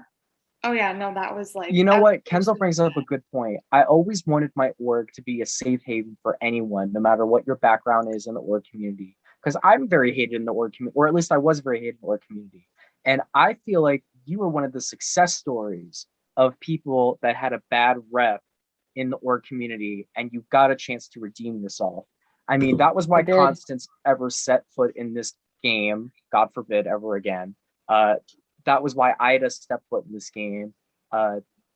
This was redemption for people that didn't have as good of a reputation. Even Julia Morrow, who was on your season. I felt like you definitely had the hardest season. I feel like season 2 is neck and neck because season 2 had hacking, but your season overall, I would say, was the most emotionally unstable, and it was probably just I'm recording, because. Mom. Please don't enter. Sorry. Oh no, you're okay. And I think it's just because the people that were in power. I love the Ebola Alliance. The Ebola Alliance is probably the most successful alliance in the history of this game. That just brought back memories. Holy shit. Yes, but I think that the fact that so many outspoken and people that were not afraid to jab you like where it hurts, the fact that they were in power and they stayed in the game all season. I mean, Ida made top 7.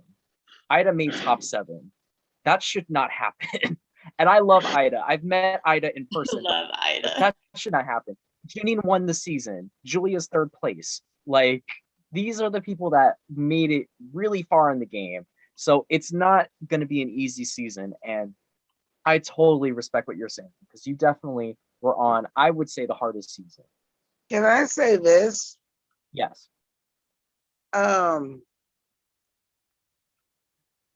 It was not fun for me. Mm-hmm. the game was not fun for me. It was the challenge that I needed, and it was challenging for me. I will just be honest. A lot of things come really easy to me. I'm not trying to brag. My IQ is 159. It's not. A lot of things don't come difficult to me. So it was the challenge that I needed, but I would not say that it was fun. I won. I passed. It was not fun. For me, it was a lot of work. Yeah. Season 4, and I understood how like Amara and Ina ended up quitting because of season 2, and I got hacked. If season 2 would have been as bad as season 4, I would have quit, and I'd have been done. You would not see a winner. You would not see me right here. I would have never played another org, which I didn't play many more after that anyway, but that was a health issue, and then it was a space constraint because I had to move back in with my mom after my dad passed. But no, I can't say it was fun. It was And I a totally challenge. understand it. Yeah. I enjoy a challenge because I like a challenge, but it was not fun to me by And any I totally means. respect that. I mean, you had a really hard time. Like, I would say the hardest of anyone that season. Season 2 and 4 were, in my opinion, the best seasons, but also the hardest. And maybe that was why it was so entertaining to watch and so like driven, because it was, I think Jimmy's the one that coined it. It was org boot camp. It's org boot camp. If you could survive season 2 or season 4, you can survive any season. I don't feel like even with season 5 having Demonica, I'm not shading you, Demonica, if you're watching this, but having her running the season, even having her running the season with an iron fist, I don't even feel like 5 met the level of 2 and 4. Even 3 with Bria's reign of terror, and I love Bria, but her reign of terror, Kendall can attest to that. That was the funny 7 part. days. That part was funny. Yeah, and I mean Jimmy was on production for that too. I don't even feel like that compares. It was to the other season people 2. who were just like completely awful. I still remember season 6, and we don't have any season 6 people here, but season 6 was a cakewalk. And I sometimes forget that season 6 did have its drama and it did have its beefs, but it's just, it was the Kumbaya season because everyone was so weird. nice. I was like, is this I Love Money? I mean, I think probably the harshest part from that season was Sarah telling Jen she has no soul or something like that, which was so random and weird. I honestly, when I played Ascendants, it went so smoothly that I was so shocked. And is Sean still here? I am. When I played Ascendants and they did the like season end superlatives, and I won best liked. I won best liked out the whole season. I'm like, y'all are fucking kidding me, right? Because I went through hell. I played this and I played Demonica's game right after. Yeah. I played Ascendants. I was so shocked because truth of the matter is, and Chandler, shout out Chandler, I love you. I still fuck with Chandler. I still talk to Chandler. That's my baby. I was so shocked when I had won best liked in Ascendants because I was so used to being one of the hated people. Yeah. Relate. Oh, totally. It was an experience. And Chandler won everything. You know who was always on Chandler's neck? Me. So I'm like, okay, there's no way people like me. I wasn't in an alliance till it was like the last like 8 people. I was never in an alliance. Like, I was trying to play a different game and be kind of nonchalant, but I was like, nah, I'm not a likable person like that. I'm blunt again, which is probably how I ended up coming out as gender nonconformative, because being blunt is also a very masculine trait. Mhm. I cuss like a sailor. I drink like a soldier. I smoke like a chimney. I'm like, don't nobody like my black ghetto ass. Not in this game. So when I got most liked, I was like, wait, this is what an org can be, because I went through the two hardest orgs you could possibly play as my first two orgs. Yeah, definitely I not the starter. Go I ahead, even Sean. texted Dylan when you were playing that game. I was like, I Love Money prepped Jimmy for this game. And the fact that like your bluntness is what got you far. And your Yes. bluntness is also what got you targeted and get eliminated, because you were so well liked, because you were so blunt and honest to people, that your jury management was amazing. So if you had made it to the end, you would have probably won that game. And that You prepared me for the rest of the org community. and that's why I say, even though this game is hard, you're not going to find other games where you have to vote face to face. I think that's what makes this game so difficult, is that you have to vote face to face. When the chips are down, you have to say, Sean, I'm voting for you in the bottom. Jimmy, I'm putting you in the bottom. Because other orgs, you can just hide behind like, anonymity. And I've seen people crumble under the pressure. I've seen Rizzo's a good example of that. And I've seen people rise to the occasion. And that's why when you look at the winner's circle, you got 6 out of 6 strong Black women who have won the game. And I think it's because each one of them have the same quality, that they're not afraid to vote and do what they want to do and say what they want to say. They're not afraid to hide back. I'd say the quietest winner was probably Sydney, but even Sydney had her moments where she's like, no, we need to do this. And she was not afraid to put her opinion out there. I think even having an all winners panel would be great too. And for those of you guys that don't know, and let me say this before I have to go and switch where I'm sitting from, because I'm getting a downpour and I'm gonna have to go upstairs and switch venues. But for those of you guys that don't know, when my father died, I was in the middle of an org. Yeah. When he went into intensive care and went unresponsive, I came back unprepared, dealing with that, won that challenge. 2 weeks later, and he died the day before my birthday, came back and won that challenge. And I think they thought I was going to drop out. And when I won that challenge, everybody piled on top of me, at which point in time, that was finally the time that I was just like, y'all not doing this to me right now. And it took my father to die for me to be like, no, I'm not dealing with all this. And it was because I had a fan base going in. It was a drag race competition, and they felt away. And I was like, yeah. And I'm like, not today.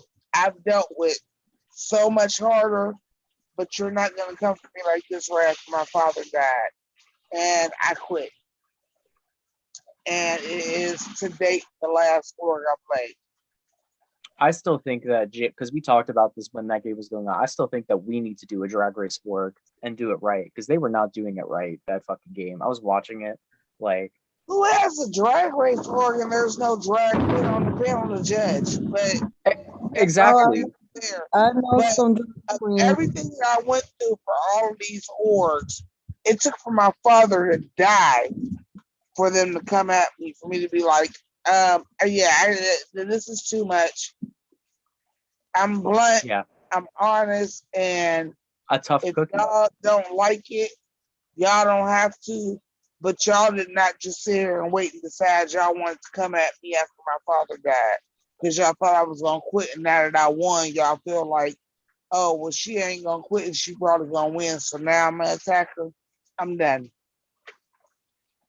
I still remember that when we had the phone call talking about that. You are a tough cookie, and I think that you left not as a sign of a weakness, but a sign of I'm done with this bullshit. I'm moving on. I'm better than this, and I thought it was great. You were saying something, Sharonica. What were you saying? I said I know some drags that I've met from the Twitter community that might be interested.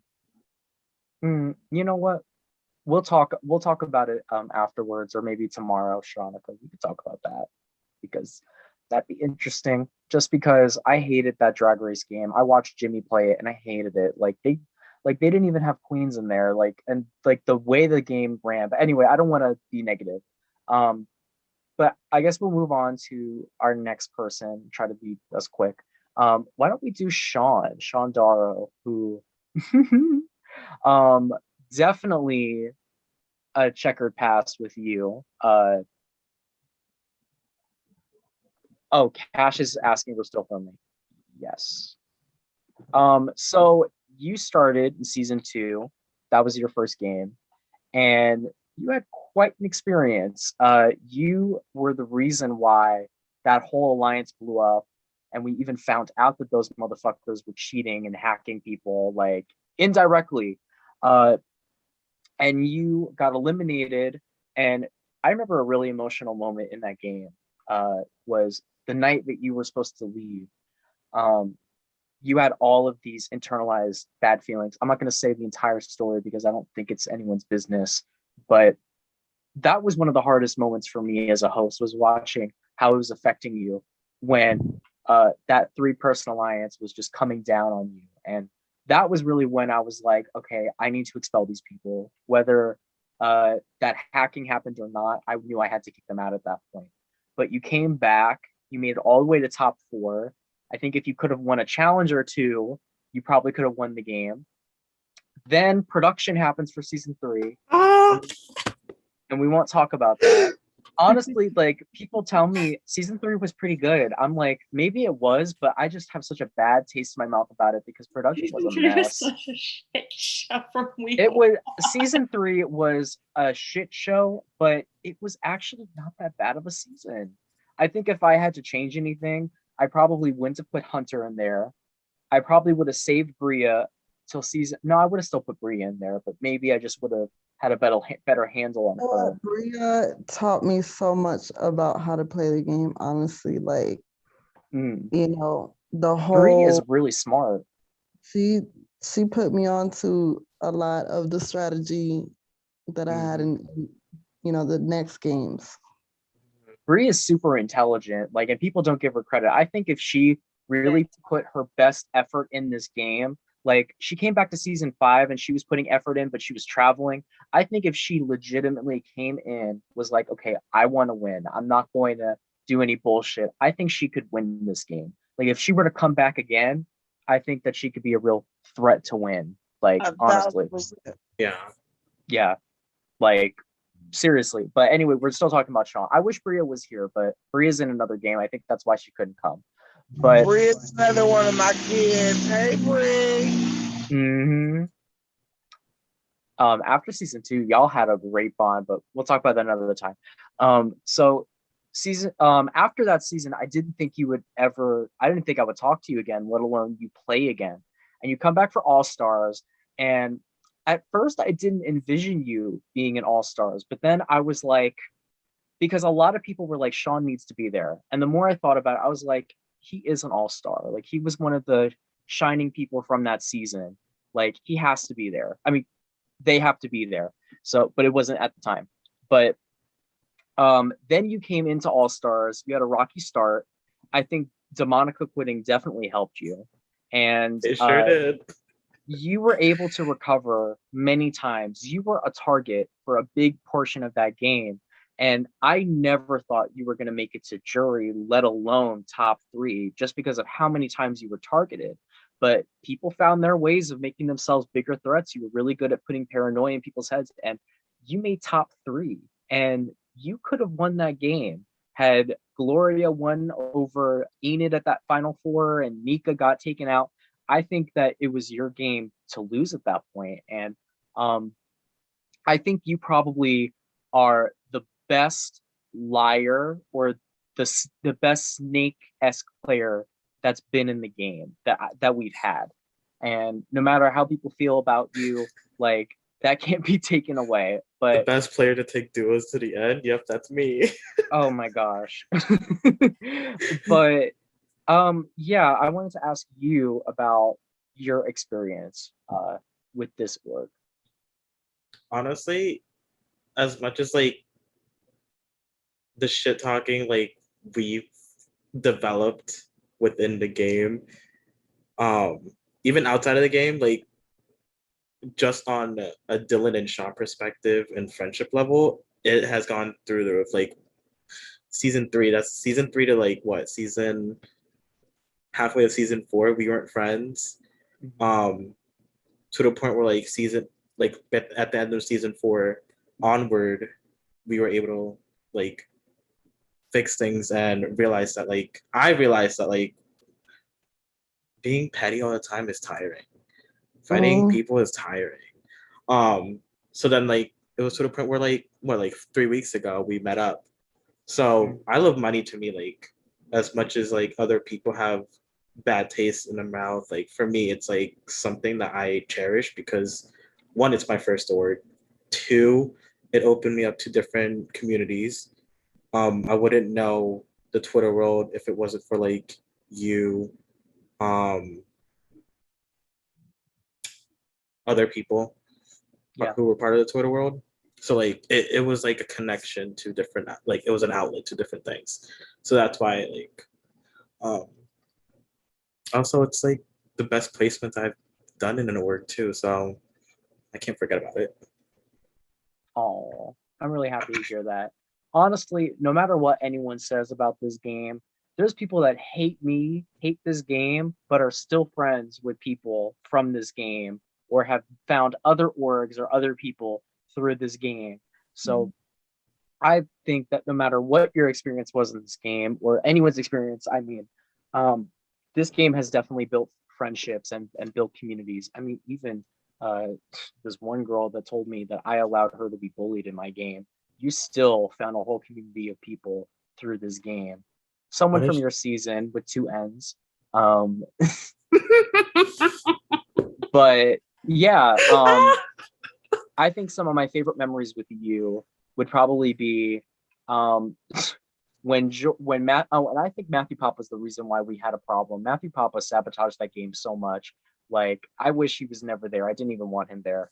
But when he was trying to come at Georgie and Jimmy, honestly, for no reason, like I felt like they were trying to come for Georgie and Jimmy because they thought it was funny. I didn't really understand it. But you were like, fuck this. We have a 4-person alliance. I'm blowing it up. I side with Georgie. And that was what caused everything, all of the arguments, all that situation. That's what caused that whole shitstorm of a week to happen, was you blowing up their alliance, which everyone already knew about. And I somewhat wish they didn't get themselves expelled because it would have been really interesting watching that 4, because Michael was part of their alliance too, little did everyone know. Been interesting to watch everyone go after each other. Like the dynamic would have been so different. Then when you came back for All Stars, again, you caused an argument by, you were like the one that was spreading all the info. You and DeMonica were like spreading each other's bullshit back and forth. Like you exposed that little alliance that DeMonica had made, which caused that house blow up. You were giving information to Chanel and to Julia and to Josh and all those people, getting them to fight. There was a lot. Jimmy said it best. You are one of the best behind the scenes players because you did a lot of stuff behind the scenes that caused people to mistrust each other. And had the twist allowed it, you eliminating Enid at Final 6 would have been a moment too. And the fact that they let you go to a wheel at Final 3, I thought was incredible too. But those are just some of my favorite moments with you. Yeah, and I mean, another Hall of Famer. Also, out of the both seasons, if Jimmy had played, Jimmy would be the only one who would clock my gameplay. Like when season 2 happened, the circle week, Jimmy was the only one who's like there's a real target here, and it's Sean. Like when Jimmy was the only one who clocked me, but I still made it through. Because majority of my lines was in the. I clocked your ass too, but for some reason, nobody wanted to listen to me. The two winners were the ones that clocked you. Like, people were not listening. Sharonica was right. The first person that should have been taken out All Stars, it shouldn't have been Heather, it should have been you. Because you were the type of person that was gonna like fuck people's games up behind the scenes and just let them take each other out. Like, they were too busy worrying about Isaiah and Chanel. They should have been worried about you because you were the one. I mean, I don't think like it's something that I just discovered. I think it's because of my experience with him already. You know, from season 2, come to find out he's the reason why, you know, Nika and Jimmy like, you know, turned on me. Well, not Jimmy per se, but Nika. You know, and then the reunion and everything after that, like he explained a lot of his game and admitted it and was proud of like the snaky shit he did. So I was like, okay, you know, when I saw he was in All Stars, I was like, he's gotta go. But nobody, everyone's now I want to work with him for now. He could go later. I'm like, bro, and then like the more drama and the more alliances that got blown up. And, you know, I just was like, why? They still keeping him in the game after all this. Okay. It's just how the cards fell. Next up is Miss Kendall. I want to talk a little bit about Kendall. Because Kendall, while you don't have as much of a history in this org as Sharonica, Jimmy, or Sean per se, I have a lot of influence. You influenced casting, you influenced production, you're one of the DR people. I appreciate you more on that side than even in the game. I think that you probably could have done a lot better if you would have gotten a pass during Circle Night. I think that was their only opportunity to get you. You just were, I think, had you survived a round or two more, you could have done better. You were the first paymaster in that season. You were one of the more that was the level-headed first thing I've people. ever won on my own. That was cool. I think it was, you know what got you targeted? You posted some meme in the house chat that people thought was offensive. And frankly, I did not see that. I'm a Jew. I was not offended by that. Like, people, I've probably seen that thing all the time. No, because I asked you first. I was like, is this bad? You're like, nah, it's funny. I'm like, no, I have a grandmother that survived the Holocaust. Like, girl, no, I'm fine. Like, but everyone was in their feelings. I think it was just that they needed a person to target, and they were like, okay, well, that's a perfect reason to target you. So funny. You were getting into beefs with No, Hannah. you know what my favorite moment was when she was like, fuck you. And I forgot who she was cursing out. Remember Hannah. that? It was Hannah. Right up. It was Hannah's ass during Circle Night. Hannah told I us have never met such a mean girl. She said, year-old girl in my entire life. shut the fuck up, and she told you to shut the fuck up, and you went, no, you shut the fuck up. Shut the fuck up, try me, bitch. You did, and I thought it was the funniest shit ever, and it was on your way out too. You're just like such a cool person, like such a genuine person, and I love having you on production, and I loved hosting you too, and I wish that you could have gone a little further. I just think season 3 got completely screwed up by all the shenanigans that was going on behind the scenes. Season 3 was something else. It was. Yeah. In the beginning, it was. Yeah. Honestly, like that season was so like stressful, but I feel like season 4 was worse, honestly. No, season 4 was worse. It was for sure. See, season 3, motherfuckers was trolling. You know what I'm saying? Bria and Heather and Pam, they were all trolling. You know what I'm saying? Like they were like it wasn't personal. It was just fucking petty gameplay. You know what I'm saying? But season 4, motherfuckers was really butthurt in their feelings, and you know, it was crazy. Like we were getting a lot of DMs like, "Oh, you need to expel this person," and oh yeah, like, it was not that serious. Like Nick it and was. Will. People really was in their feelings.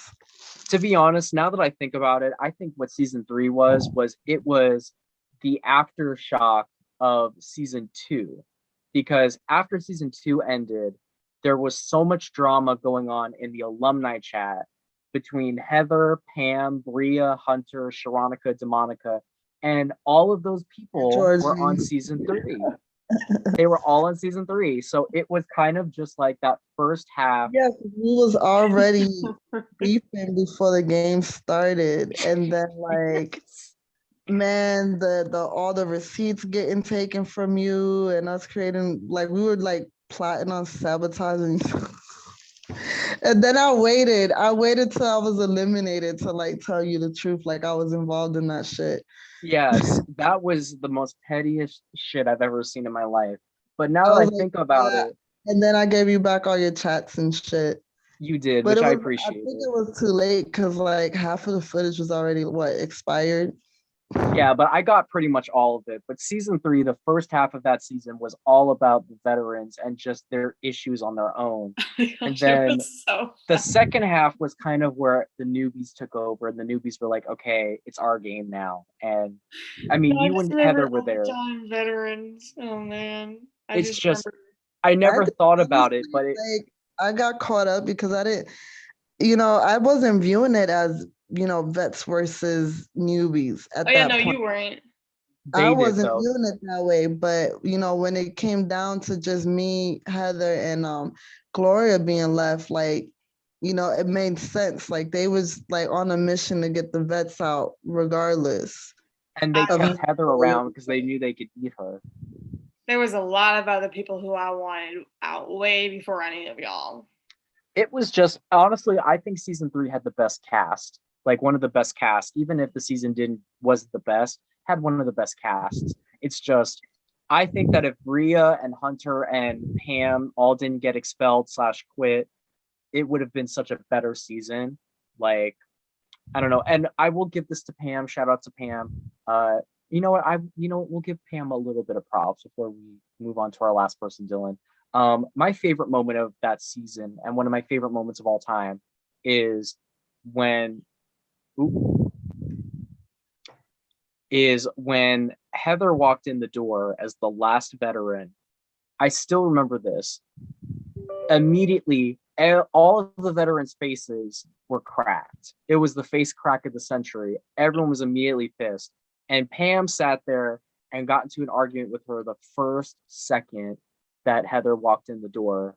It wasn't just all the veterans either, because people had played other games where it was everybody. They was cheering when other veterans came in. Heather came in. It was like fucking radio silence to disgust. Yes, it was. Even the newbies. I remember that. It was the funniest shit ever because no one was excited for her. Oh, literally that whole, like, the veterans call, like they were just like kumbaya, like saying hi, hello. They were even talking to each other, and Heather walks in, cut mid-sentence, silent, crickets playing in the background. My favorite was Elise. Elise was like, hey, and then she walked in, she was like, and then she goes, oh shit, I'm on camera. Hey, how are you? It's so funny. And it was one of Elise's only moments, but that shit was hilarious to me. But yeah, we still have one person that we need to talk to, and that's Dylan. Is your mic better, Dylan? Oh no, we can't hear you. We can't hear you. I don't know what happened.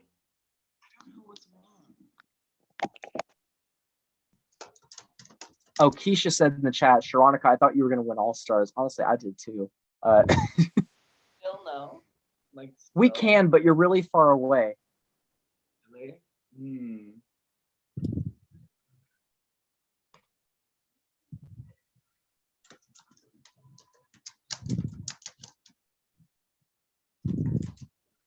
Oh no, that sucks. Okay, well, I'll just say that some of my favorite moments with you, because I do think you're very underrated. Because I remember some people were like, he's in All Stars. Why is he in All Stars? I'm like, you were the first person to win the comeback and not go home almost immediately. You won the comeback and you made it all the way to Final 2. And I think in a different universe, you probably could have won, depending on who you were against. You played an individualistic game.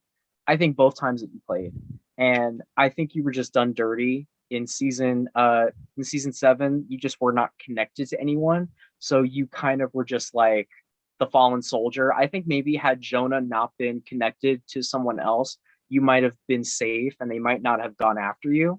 But you always put in your A game, your best effort whenever you played, and I always appreciated that about you. One of my favorite moments with you was you kind of had an on again, off again showmance with Nick, and after they were eliminated and you came back, there was just a stream where you were talking shit about them to Janine and Julia. And they're in the chat all pissed off and you're just laughing at them with Janine and Julia, and it's like the funniest shit ever. That's what, and then you also were like, ew, I'm stuck with Odd, fuck Odd, I don't want to deal with Odd. And you were like, I want to throw this challenge and get Odd eliminated. Like, you just were a really iconic person, and I wish you would have gotten more time in season 7. Yeah, because like It was sick. I wanted to work with Dylan in that game. he was one of the people I was rooting for, because like his fucking confessionals are like iconic. Like he'll be like in front of the house, he'll be all smiling and nice and quiet. But when he got in that DR, he's like, I don't like this person, I don't like that person, I don't give a fuck about this. He even had like a fake showmance with Nick and was like, I don't really like him, but you know, I'm gonna make him believe like, yeah, we're together, whatever. And like it was just crazy. It's the funniest shit, and you'll get your chance someday. You'll get your chance. I'm telling you. At the practice season 2.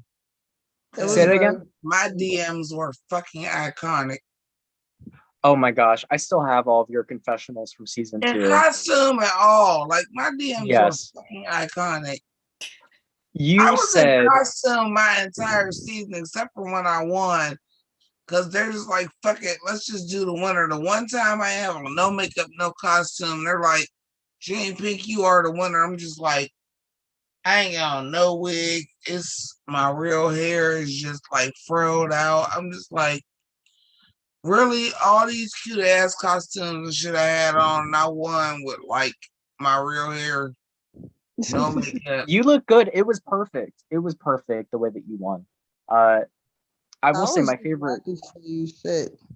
favorite quote from Jimmy was, "Don't underestimate the busy bitch." And you said this right after. You said this right after everyone was like, "Oh, you're not a threat," and shit.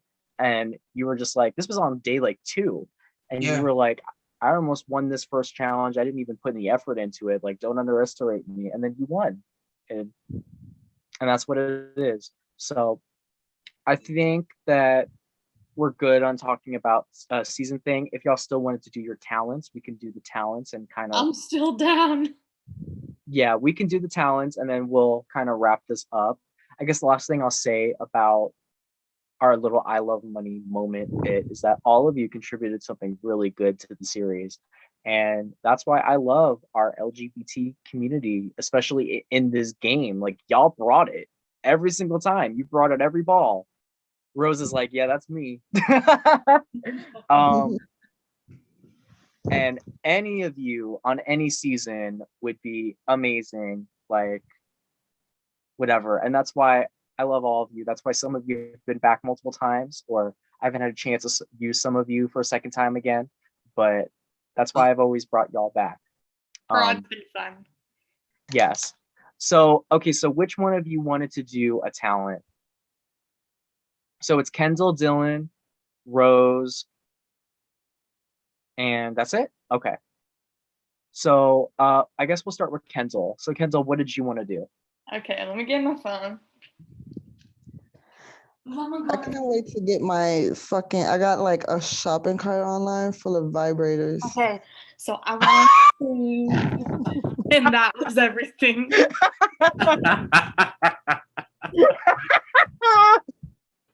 wait to I'm looking at Jimmy's face. Where's that? I was answering your question. I'm going back to smoke and drink on that one. Oh my God. I'm finna All hit right. buy. So Kendall, what are you gonna be doing for us? Okay, so I'm just gonna do it a cappella because that's just easy. Okay, go And for it. my brain does not work the same like it used to. And so I want to sing Girls Like Girls by Haley Kiyoko. Oh, okay, go for it. Okay, let me get some water.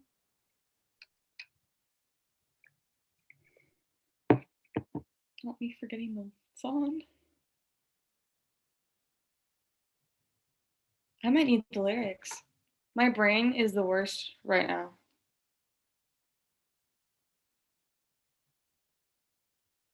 That's so funny because I practiced it and I was like, oh, I got this. I'll just go like this.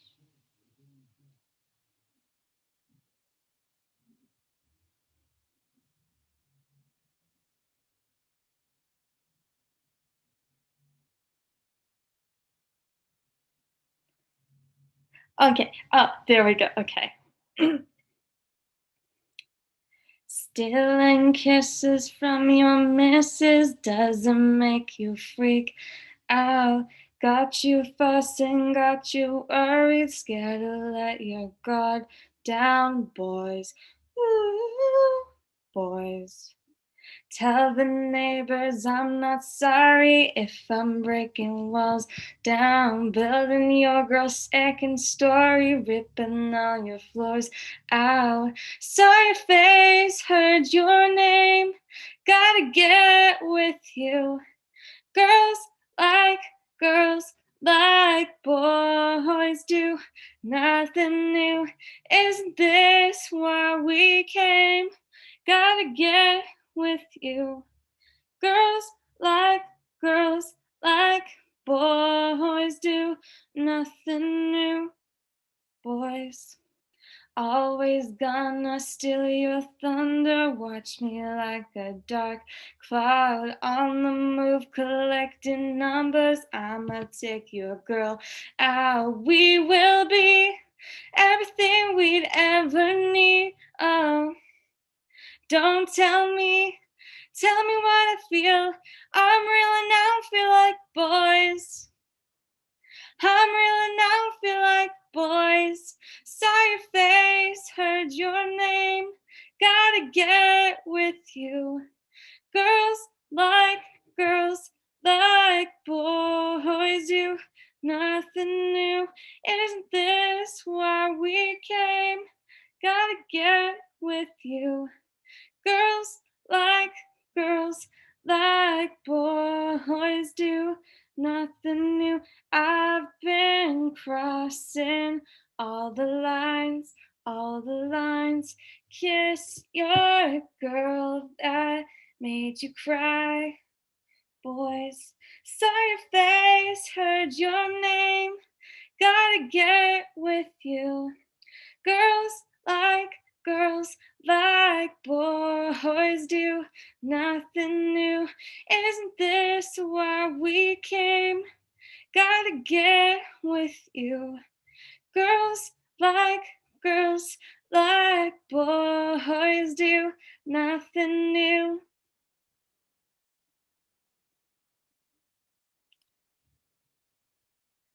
You're all on mute. I was saying, yay! You're a good singer, girl. I like that. All right, so that was Kendall. You can buy her mixtape on iTunes.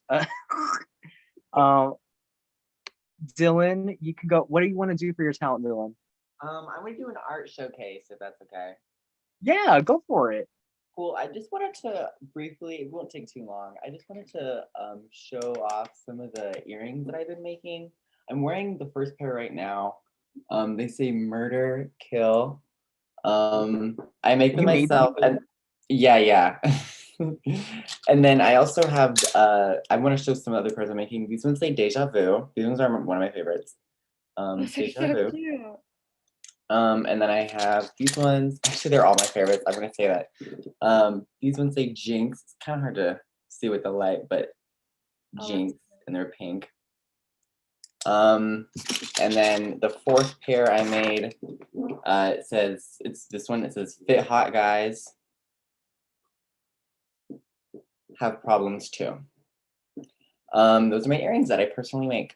And yeah, that's what I just wanted to show. Shit, I'm about to hire you to make some DH1 network earring shit.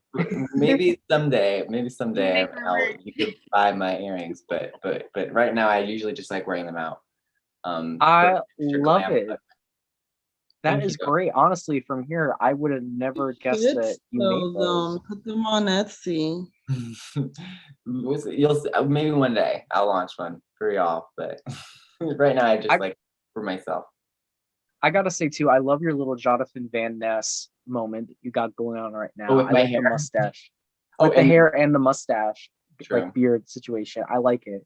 Thank You've you. run that since the season. I'm so used to seeing, what Janine used to call him, Becky with the hair. Oh yeah, she did. I'm pretty sure she did. No, that was Julia. your She called her Becky with the good hair. Oh. Becky with the good hair. That's what she used Yeah. to call you. I'm so used to seeing that. So I was like, wow, he's growing up. You look I know. so It's been grown. like 2 years since my first original thing. I feel and look really different from when I first played. So You were 18. You're 20. You look great. You look thank you. great. Well, we can hear you now. So, do you have anything to say about your experience? Oh, I mean, I don't know. My experience was a fucking mental trip. It was really exhausting. It's just an exhausting experience. I mean, I think Jimmy really did say it well. It was fun, but like also it was a lot of work and it was a lot of just like a lot of mental energy and it's just a lot of fights and it was like just such like it was an overall good experience and I'm very grateful that I played and I'm very happy with my placement, but still it was like that cast of people and the things that would happen every day and the things I would hear every day. And I'd be like, guys, I just want to play a game. Like I'm here to play a game. And it was like, everyone was like going all crazy. And I was like, I just want to have fun. But I still did have fun and I enjoyed myself. And I'm glad I met some of the people that I did, but yeah. It was a mental. That's why that season wasn't my favorite season because, like, it was just too much like relevant things going on to like gameplay. You know what I mean? Yeah, I was like trying to like be a game player, but then it was like every other week it'd be like Casey Anthony this and blah blah blah. Oh my God, the not first Casey. this. It would just be like, what is happening? It was exhausting for sure. It's a trip. But anyway, we got Rose in the building next. Rose is going to be singing for us. What are you going to sing for us, Rose? Do you guys have a preference of any which of my hit songs I should sing? Can you sing Skinny Legend? I love that I will. song. Yay! Okay. That is my favorite ever. I remember I listened to that shit on repeat. Also, your COVID-19 rap. I loved that too. Ooh. Well, I'll do Skinny Legend. Do you want me to do both? And then I could do, or is that too much? Because they're short songs. Whatever you like. The floor is yours. Okay. I'm gonna do, so I have like 3 really short songs. I'm gonna open up with like the Simp Nation, then I'll do Skinny Legend, and maybe I'll do Cover to 5 times. Is that okay? Yes. Because the Simp was a viral TikTok song. So I'm gonna start. Hey boy, listen please. Don't you wanna simp me? Hey boy, don't you see? I know you wanna simp me. So shower me with affection and give me your attention. Yes, I'm your queen when you simp me. And I'll just do Skinny Legend because the rest of that, okay. I'm skinny, I'm mini. All the boys think I'm pretty. If you love me, stay with me. Can't help that I'm skinny because I'm a skinny legend. Yes, I'm a skinny legend. I'm a skinny legend. Yes, I'm a skinny legend. You want to protect, but I object. Listen, boy, I'm not an object. Hey, boy, I'm not a tree. Why don't you listen to me? Yes, I know I'm pretty. but don't like your eyes on me. It's like every time I walk and every time I talk, always think on their love. I just want to be on TikTok. And yeah, I'm just gonna end that there. Do you want me to do the COVID one? Sure, go for it. I love What? that song though. I literally find myself singing that song to myself sometimes. No, it's one of the best songs ever. Unironically, I think it's like an amazing song, and I think Listen. you should make more music. The Bravey Eye remix or the regular one? Whichever. I didn't know there's two. Oh, you should hear the remix and the regular. Like, I'm so impressed, honestly. The original is a beat I made, and the remix is like this EDM version. Oh, probably both. Okay. I might need to listen to that. I don't remember the whole COVID thing, but I'll just sing the chorus. Wait, hold on. Okay, listen up. This is a public service announcement. Coronavirus. I'm quarantined, but I'm so bored. Got nothing to do but the chores. Gonna go online and send a tweet, go to bed, and then repeat. So I sit down, got nothing to do. So I step outside and get some food. Then I chew. Better watch out, they're coming for you. Tell me it's just a dream, but I see it staring right at me. COVID-19 coming for me. Coronavirus coming right by us. Worst fears coming alive. I'm scared, don't wanna die. COVID-19 come for me. Coronavirus coming right by us. Coronavirus. And that's it. I love it. I remember the part where you said, achoo. I just remember gagging at that part. Achoo. Isn't that so good? Like, it was really unironically. good. It was really good. Jimmy, I don't know if you want to do kind of what Dylan did, but do you want to show off your mask? Because Jimmy has her own business where she does custom order masks and stuff like that. Cool. Now I had to get back to meeting. Well, it's dark. I don't know if you guys are gonna be able to see anything. Probably not. No, I don't want to. You guys can just see my Etsy shop. I also have a group. It's at Nostalgia Mask. My name is right there. You can come to my Facebook group. You can come to my Etsy. You can see everything I got. I just started doing rolling trays. If y'all smoke weed, or want to put jewelry or whatever you want in them, I have a pretty cool clueless one I just made that says "Rolling with the Homies." God damn it, that's a deer. Hi, Dad.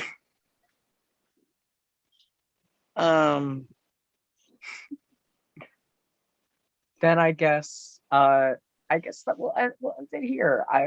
Because the next thing I have was the lip sync battle, but I don't think we'll do that. This way we don't get a copyright strike anyway. So I think we're gonna wrap it up here. This was really great. Some things to talk about for the future of DH1, because I know we have people watching. For my viewers, because I'm gonna give each of you a chance to plug your stuff, whatever you're doing. For my viewers, I'm going to be Twitch streaming on the regular at Slightly Bitta. I know some of you are still trying to find my channel because I rebranded, mostly because I have a stalker, but my Twitch is at Slightly Bitter with an AH. I do Nintendo, Mario Kart, all that stuff. Things to stay on lookout for this YouTube channel. Drag Race All Stars is coming out in literally 6 minutes. I did not get to recap the first 2 episodes because I was on vacation, but recaps for All Star 6 will be out probably tomorrow. I'll do a live stream. I'm also going to do recaps for Loki. Dylan Rants will be back. So if you want to see me ranting about shit that pisses me off, I do have some of that stuff planned out. The first episode will be on #FreeBritney. So stay on the lookout for that.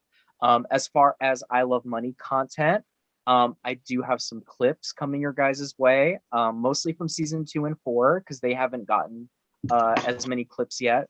But all of that, I have some stuff I've been working on. A highlight reel highlighting all of our lovely panelists tonight will be coming to you guys. I'm going to say tentatively by Thursday. I'm going to try working on it tonight and tomorrow. Just a little quick highlight reel for Jimmy, Dylan, Rose, Sharonica, Sean, Kendall, Cash, Shad, and Vicky and all of our great LGBT alums, because they have some pretty iconic moments. Also, season 8, I haven't put any applications out for that yet, but it's been a year since I've introduced a new group of people to the org world. So I feel like it's time to introduce a new generation of people. So that will be coming to you guys soon.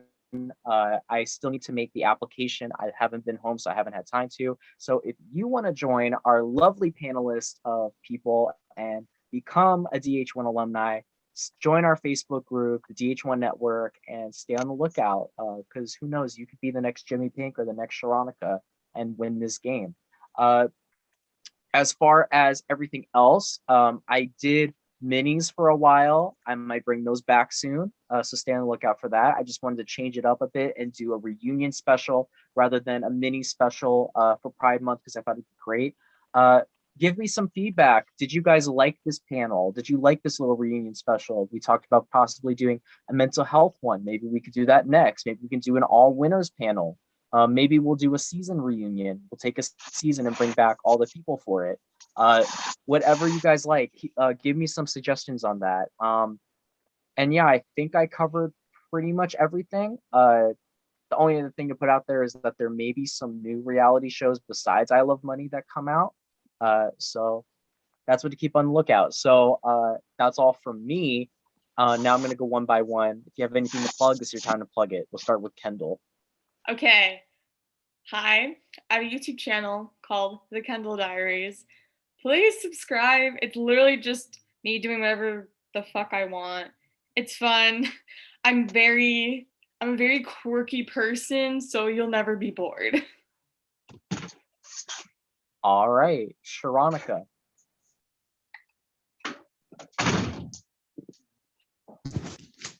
I'm sorry, what are we doing? You're plugging whatever you got to plug.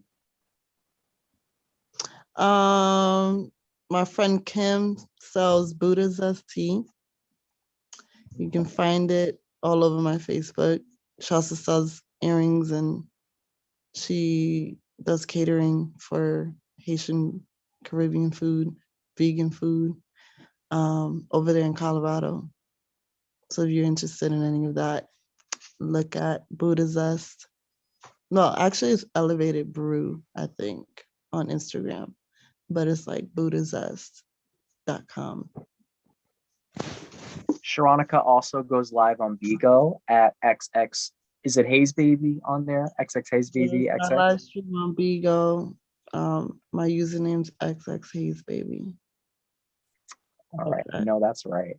So if you ever are bored, you can just go there and watch Sharonica talking shit on live. Then we have Dylan. Do you have anything to plug? Follow me on Instagram. My username is Dillholyho, spelled DYLHOLEY. Wait, no. Holy HOE.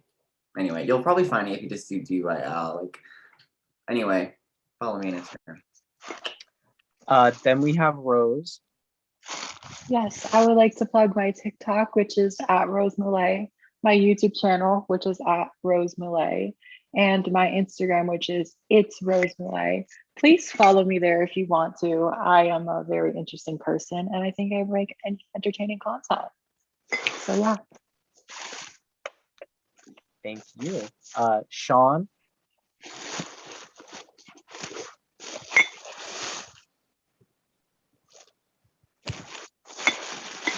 Oh, Sean, did you want to?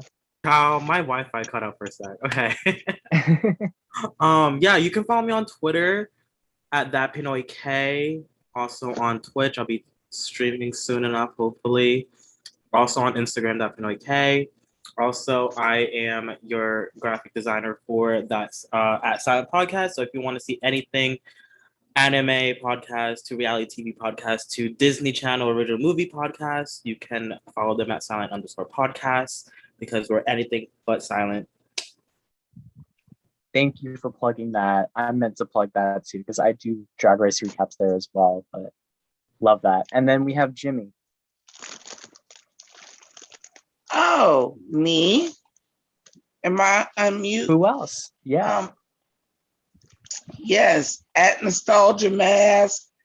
Look for the Nostalgia Mask and Tea group on Facebook, Nostalgia Mask at Etsy. We do glassware. We do t-shirts. We do face masks. We do gift sets. We do t-shirt and mask sets. We do a whole lot. We do rolling trays. We do a whole lot of custom shit over there. So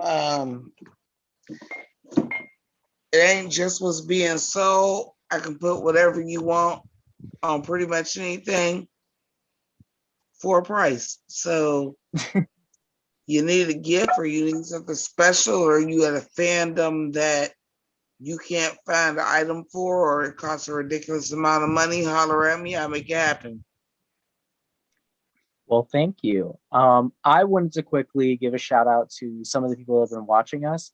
Deshaun said something really sweet. He said, "Good night, guys. Everyone I respect I have respect for all of you, and Dylan, your channel gives me comfort just to myself that I'm not alone. Stay safe. Love you all." Thank you, Deshaun. Thank you to Keisha Glades, who always is coming to whenever we live stream. Shout out to Kim Budazest. Shout out to Andre DB. Shout out to Savage Evan, who was on season 6. You know what? Shout out to Will Bitch that always is watching my shit, even though we have beef. Shout out to 17 Shaggy, who just came in here saying the fuck and then left. Shout out to Bryce, H2O Olympian. Shout out to V from season 6 and All Stars, Infinity Mid. Yeah, anyway, and shout out to Darlene Billingsley, who randomly came and said some really sweet shit to us. Oh, Evan is still here. Hey, Evan, you could have joined the podcast if you wanted to. You're an alumni. But yeah, once again, thank you guys for watching, and thank you guys for showing up today. I didn't get any donations. However, I will be donating $25 to the Trevor Project today. That's all I really have. I've kind of been spending money crazily, so I don't have a lot of money, but I'm going to be donating $25 to the Trevor Project to spread the love. And hopefully, I hope that no matter who's watching, whether you're gay, straight, lesbian, trans, no matter what your identity is, please know that you are loved. There are people out there that are just like you, and you will find your tribe, and you will find the people that love you and accept you, and you are deserving of love, and have pride for who you are, and don't be afraid to be yourself. Thank you to my wonderful alumni, and we will see you all very soon. So from outside the DH1 Network's reunion house, this has been DH1's Pride Month special, I Love Money Reunited, and we will see you all very soon. Good night.